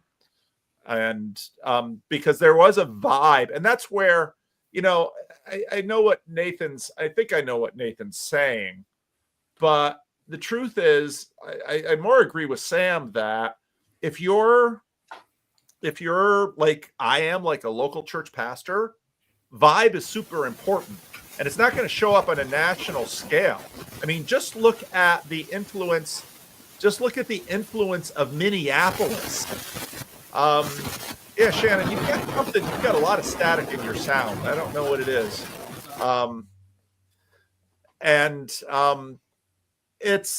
So one of the things that you learn is you kind of always have to have, everything is also local, because we are local.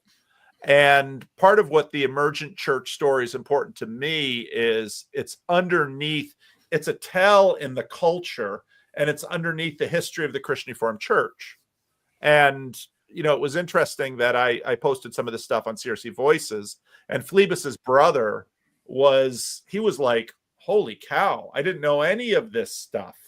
And then he starts and he's beginning to see that it actually has, was in there. Okay, Shannon, I did get an email from you. I haven't responded yet, but it is in my box. So why don't you unmute, and then we'll see. Sometimes the static goes away if you talk. Yeah, hopefully it turned out the noise cancellation. Hopefully that helps a little bit. Yeah, I just saw, obviously late to joining us, but I was involved in the Emergent Church in Dallas in the early and mid 2000s, and have definitely been feeling the emergent vibes that sort of jumped more into this channel and Discord, and I think it's very interesting listening to the Emerge podcast, and I'm kind of curious to see if they actually talk to anybody that was not a leader. Like, when they talk to any congregants that attended, because I was there, and almost everyone I know that went no longer go to the church. No longer go You're gonna have to really speak up. I'm barely hearing you. So a lot of the people that went to the church are no longer there. Like they no longer go to church. Period. Maybe we can call themselves Christian. And I think Zach is making that point in his writing as well. And so I'm hoping that the Emergent podcast gets into that and actually will talk to people that are part of it. You know, not just the Yeah, the rise and fall of Mars Hill did that. I mean, Driscoll didn't participate, but they did go. And I think, again, CW's point, I think, is really strong on that in many ways, they might have eventually had more significance if they hadn't abandoned their people. Now, I'm sure that's not true of all of them. But I think, again, they were formed in the evangelical mega church where, and Christian knows this very well, because I remember this moment when I got back to North America. There are a lot of guys coming out of seminary or coming into these churches, and what they wanted to do was be a mega church pastor rock star. And oh yeah, or a worship leader or something that was going to be big on stage. And that was it's part of the reason the CRC never really was terribly successful at the seeker movement. It's just because part of the deep formation in the CRC was servant leadership. And, you know, when Rod says I fetishize failure, he's got a point. And my wife makes the same point in terms of money, you know, because people sometimes want to throw money at me. And I'm like, and my wife's like, take the money. Take the money. And it's like, it's punk rock. It's punk rock. It's the ethos of punk rock. It's a reaction to, but it's also trying to just build something on whatever's not the institution. And for a lot of those people that like don't go to the church anymore because they couldn't see it as the real church, they're taking the institution too seriously.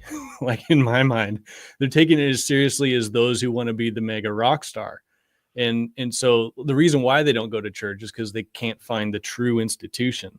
And like, you know, for me, the reason why I stay in the church is not because it's the true institution. It's because kind of like what CW was saying, like is the church is something that's different than the institution. And the institution's like either doing something for the real church or maybe even something separate from it. all right, I am going to get rid of the link because I'm going to close this up at the top of the hour, but I want to hear from Mark D. Parker if he's still back there. Can I just say first, I hope that Shannon can fix his sound, and you guys are emailing is encouraging me because I would love to hear from a congregant or a participant level person in the Emergent Church, if not as an epilogue to all this thing, at least as a continuation of it. Well, Shannon, I can send CW your email address if that's okay with you, and maybe CW will revive his channel, and you'll be the third or the fourth on the CW. He emailed you, Paul. He didn't email me. I think there's a reason for that. I mean, I could be wrong, but I could be wrong. I think it'd be fine if you two spoke, so that'd be good. So, okay, Mark. Just great discussions. I was just I'm thinking the TLC is still very heavily populated with seekers. Would you agree? Yes. That a seeker movement in itself, to the degree that it's a movement? Well, see, and this is also an issue with this topic because I think it's part of the reason, like Christian, Paul Antleitner, if you were in church leadership, you knew about the emergent movement. A lot of people who weren't in church leadership, you had no idea any of this was going on. So, and when you say seeker, I translate into that an unchurched person who is Christianity or spirituality curious and paying attention. But if you looked at like Strobel's book, there's a technical meaning in there too that professional church people will think about instead of just someone who's they're here because they kind of want to talk about God. And, well, you know, God God help us, Paul, like George Barna and them, they all did the thing Nathan is advocating for. But I'm pretty sure he wouldn't necessarily see that as legitimate either. So there's No, something I know, and interesting. I was going to ask him, but I didn't want the whole thing to just go one direction with one question. But most people have zero idea, especially since the evangelicals, how obsessively evangelical Christians do statistics and study themselves. You could not go to a seeker church and not fill out survey after survey after survey. You're always taking the temperature of the room. You're always tinkering with your preaching according to science to boost up the amount of attendance, and you're playing with the music. I mean, if there's a data-driven scientific expression of church that has ever been on the face of the earth, it was the seeker movement. Hey, PBK, a really quick, great quote. Andy Wilson, son of Douglas Wilson. Probabilities are the prophets of a mechanical God. Bang. There you go. Yeah, and the Emergent movement said, nuts to all that. We're going to do things like we want. I would say that it was those things were not completely separate. Yeah. So, Mark, I don't know if I stepped on your question or not. No, there's not enough time to explore it. But the one thing I thought of is that we're even within the Christians. Seeker as a category. Just people looking for what was the whole U2 line. I still haven't found what I'm looking for.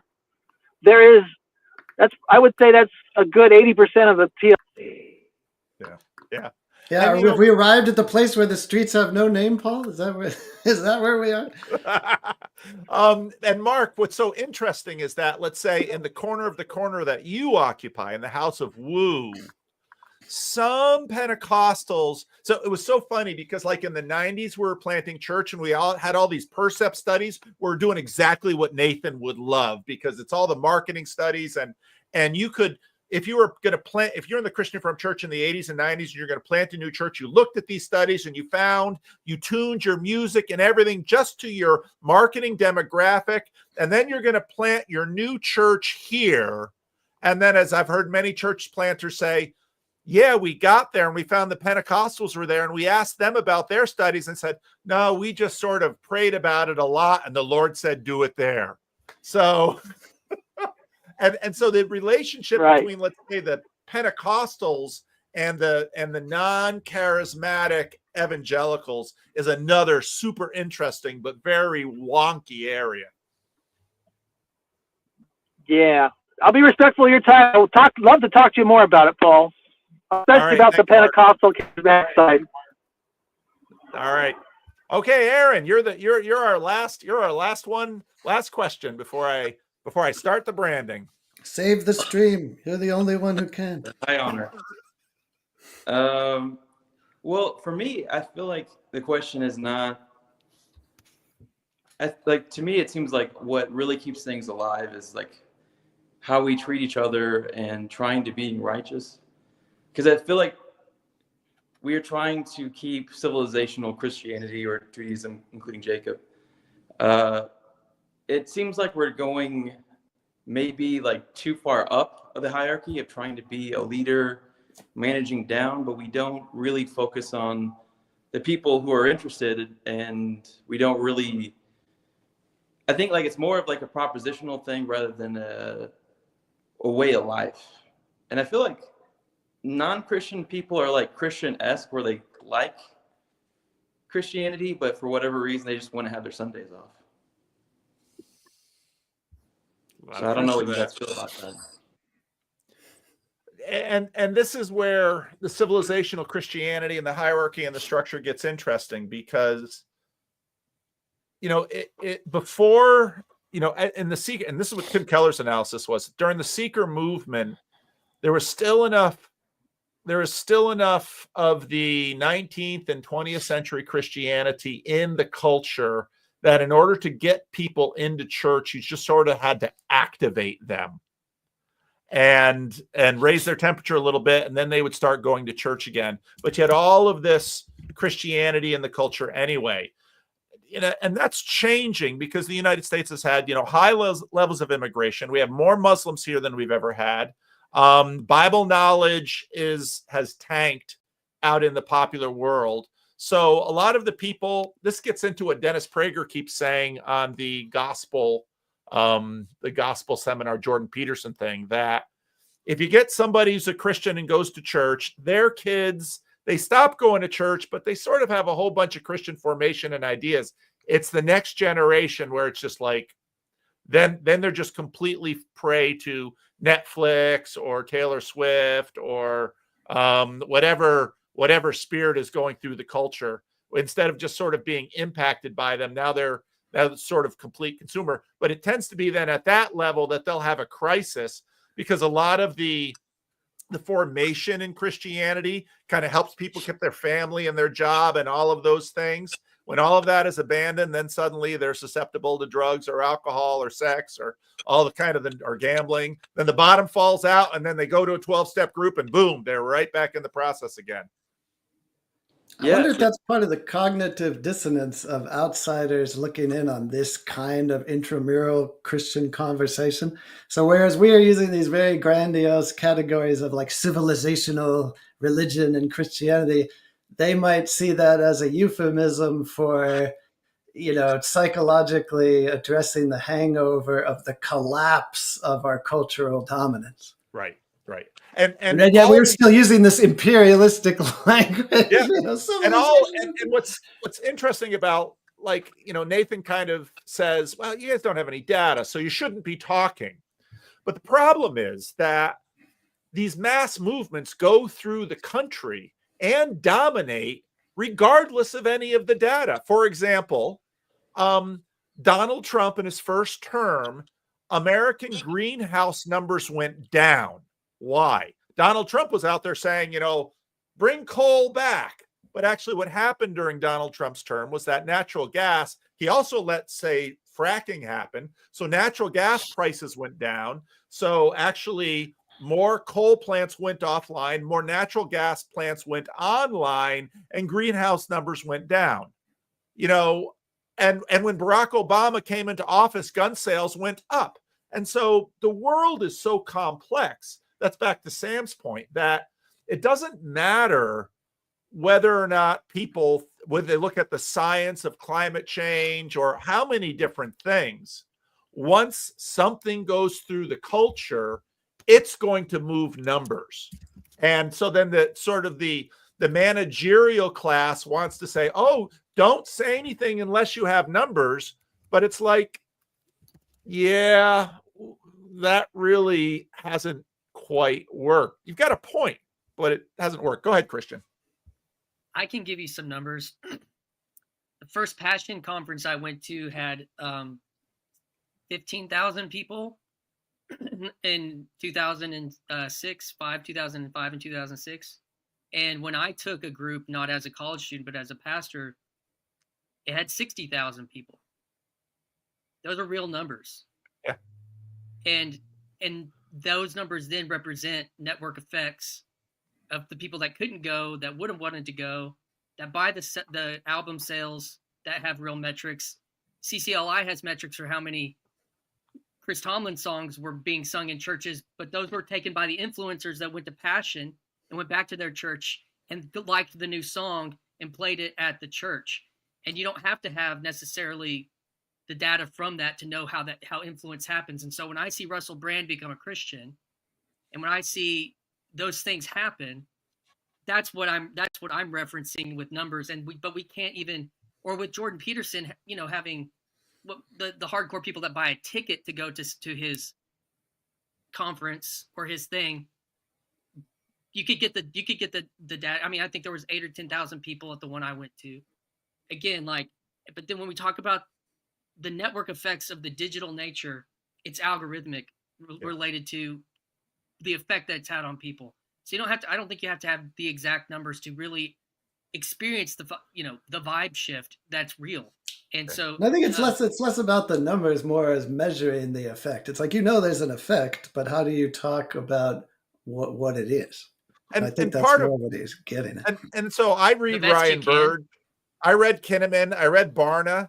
So I read lots of people's with numbers. But the thing is, the more you start playing with that stuff, the more you realize.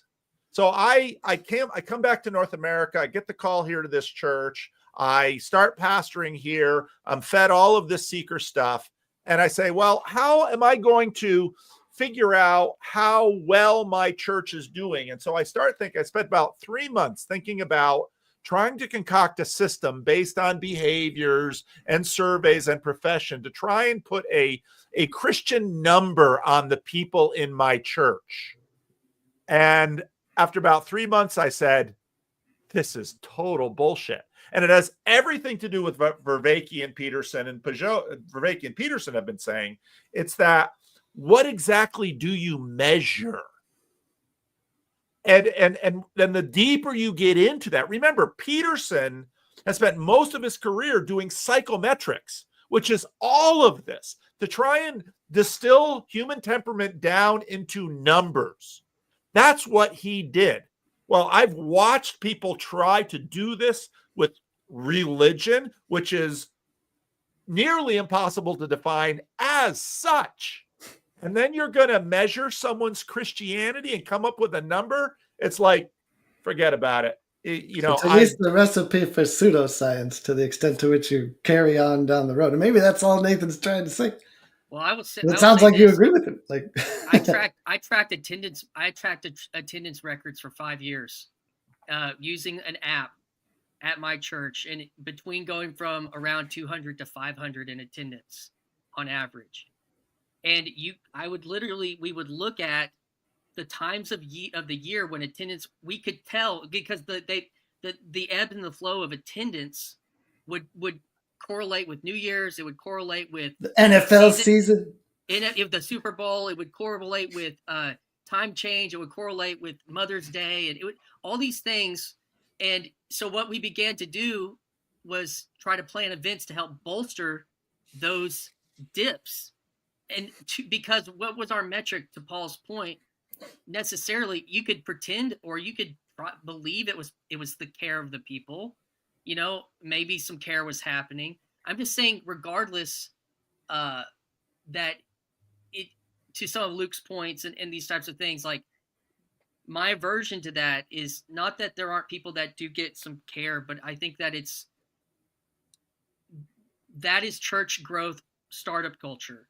That's what that is. And so I have some of, it's not taking the number, the sociological numbers like the Dunbar number seriously as something that you should consider, not just as a barrier to be broken. All of the church culture growth literature basically call these things number ceilings to break through, not to contend with.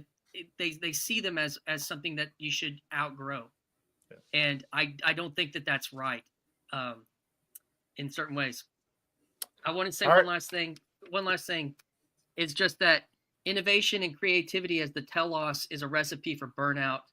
And I feel like that was a big part of the emergent movement, was creativity, as really Rob Bell's Pneuma, the new forms of rock and roll, innovation with rock and roll into worship, technology, lights, apps, everything that was set very, very, very high as a telos in that movement. And I think part of the deconstruction is also burnout from that, as being what you design your churches by. Yeah. Thanks, Paul, for the conversation. Yeah. All right, everyone. Thank you all. Special thanks to UCW. Thanks for jumping in. And thank you, Shannon. I will try and get your emails to each other so you two can talk, and I'll respond to your email too, Shannon. So, all right. Navigating patterns. Don't miss navigating patterns. We'll be live streaming this afternoon. So, and sorry for not shout out the 30, ups. I haven't really watched any of the 30-minute things. Algo serves them up, but I don't know why. My own salience hierarchy remains a mystery to me. What I click on and what I get mentioned, but ups. Yeah, in that weird space of ambiguous Paul intentionality, how long do you intend to ride this wave, Paul, or are you already losing interest? Like, you're going to try to get with the Emerge podcast people and have your own panel debrief with them and go full meta on this whole thing? How far are you going to go down this road, Paul? Now that you've opened this Pandora's box, how far are you committed to really seeing this thing through? I just wonder. The audience wants to know, Paul. I'm just asking the question. You want to know. I guess you're part of the audience. I hadn't even thought of it. Although I have gotten messages from some names in the movement that I recognize that want to talk. So there might be some randos coming out with some of these guys, which that aspect I'm super interested in, because Shannon's point, I'm really interested in that point. Because and CW, your points today, they've been really strong. So I don't know, but how long do I, at some point I'll probably do more on Peterson and his gospel seminar, and then I've got 20 irons in the fire. Which one do I pick up at any given time? This is like your opportunity, Paul. I feel like your long form conversation with Peterson is only going to happen when he's like a completely defunct, spent public figure. So these are the people that you should talk to, Paul. They're there. They're right there. They want to talk to you. They're available. That's probably the best time for me to talk to Peter. That would be the most interesting time for me to talk to Peterson, when he's a defunct public figure, to do the postmortem on the Jordan Peterson. Maybe that's wrong of me. I feel like it could happen. I don't know. Yeah, my eventual talk with Jordan. It's so funny because I hear, oh, Jordan wants to talk to you. It's like, I'm not hard to get to. I'll move some stuff on my calendar, Jordan. Not a big deal. So, but what are you doing, Andrew? He's yawning into the camera. CW, good point. But yeah, is the Emergence such a hot thing that I can ride its coattails? I mean, the algorithm has spoken, Paul. Like, this is the whoosh you got. No, it might not be the whoosh you wanted, but it's the whoosh you got. Well, actually, the Emergent videos have not performed anywhere near, let's say, a commentary on a Jordan Peterson Bible thing functions in the algorithm. True. Yeah, you better keep on the Pajot line. That's the stuff that's bringing the real money in. Yeah, there's not a lot of real money. You used to be a supporter, CW. I lost you. So, money out of my pocket. Why am I letting you on when you dropped me, huh? Like, we all have to listen to our wives at some point. Your wife wants me to give you money. My wife says, why the fuck are you giving him money? I got to choose. And, Yeah. All right. Maybe that is the best place to end. So any, you guys don't know what I have in terms of branding here. Any requests of what you'd like to hear? Dog bark is eternal. I will do the dog bark. We could. All right, Christian, you take care. We could do a little bit of Freddy. Just to, where is that Freddy one? Boom, boom, boom. Oh, come on, I can't see it. We already did the London. We had Chad's yellow car. I don't see the old. Oh, there it is. Here we go. All right, ducks eat bread. Liturgy, my friend. Ducks eat bread. They like it. Sorry. They do. They like it. Oh, such a loss. All right. Thank you for tuning in. Fast Freddy G knows it all. That's my old name, G.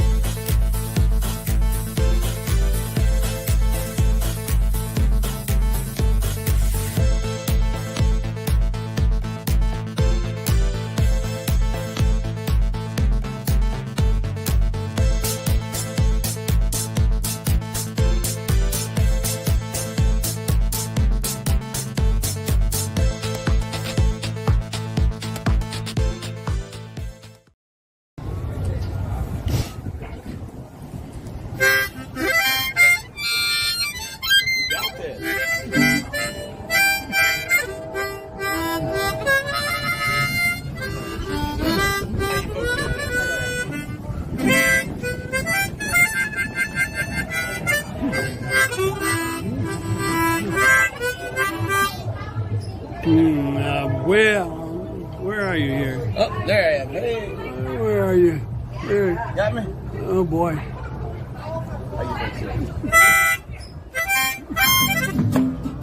Yeah. Walk with me, Lord. Walk with me. Walk with me, Lord. Walk with me. All along this Jesus journey. Walk with me, Lord. Walk with me. Yeah. Walk with my mama. You walk with my mama. Walk with me. Walk with me too. You walk with my mama. Yeah. Walk with me. And walk with me too. Oh, my. Yeah.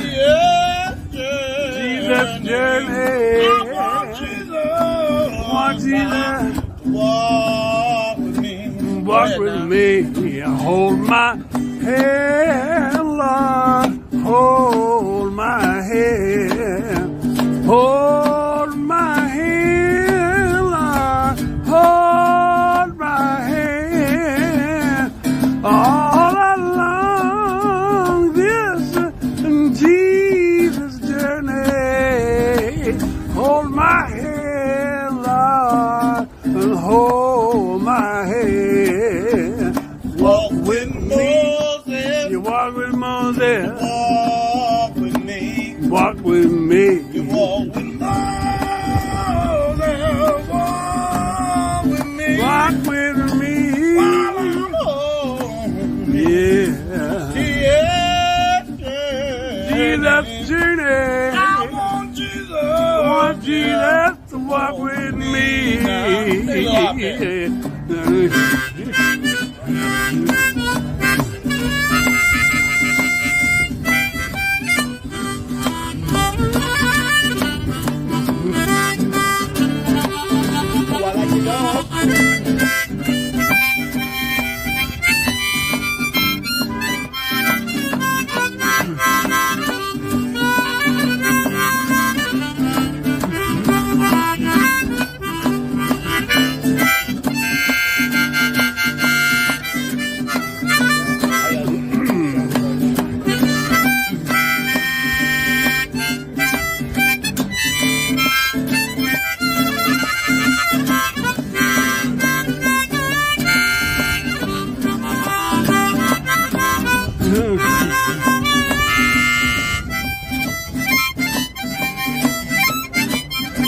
Say, walk with me, Lord. How y'all doing? Walk with me. Walk with me, Lord. Walk with me. Walk with me. I'm on my city. I want Jesus. I want Jesus to walk with me. to walk with me. Walk with David, a little shepherd boy. Yeah, you made him a great king. I know David shouted for joy. He walked with David, and he's a little shepherd boy. You made him a great king. And David shouted for joy. That's right. Oh, yeah. So walk with me, Lord. Walk with me. Walk with me, Lord. Walk with me. All along this Jesus journey. Walk with me, Lord. Walk with me. Gotta walk with me, Lord. Yeah! That was rocking great, brother. Oh, yeah.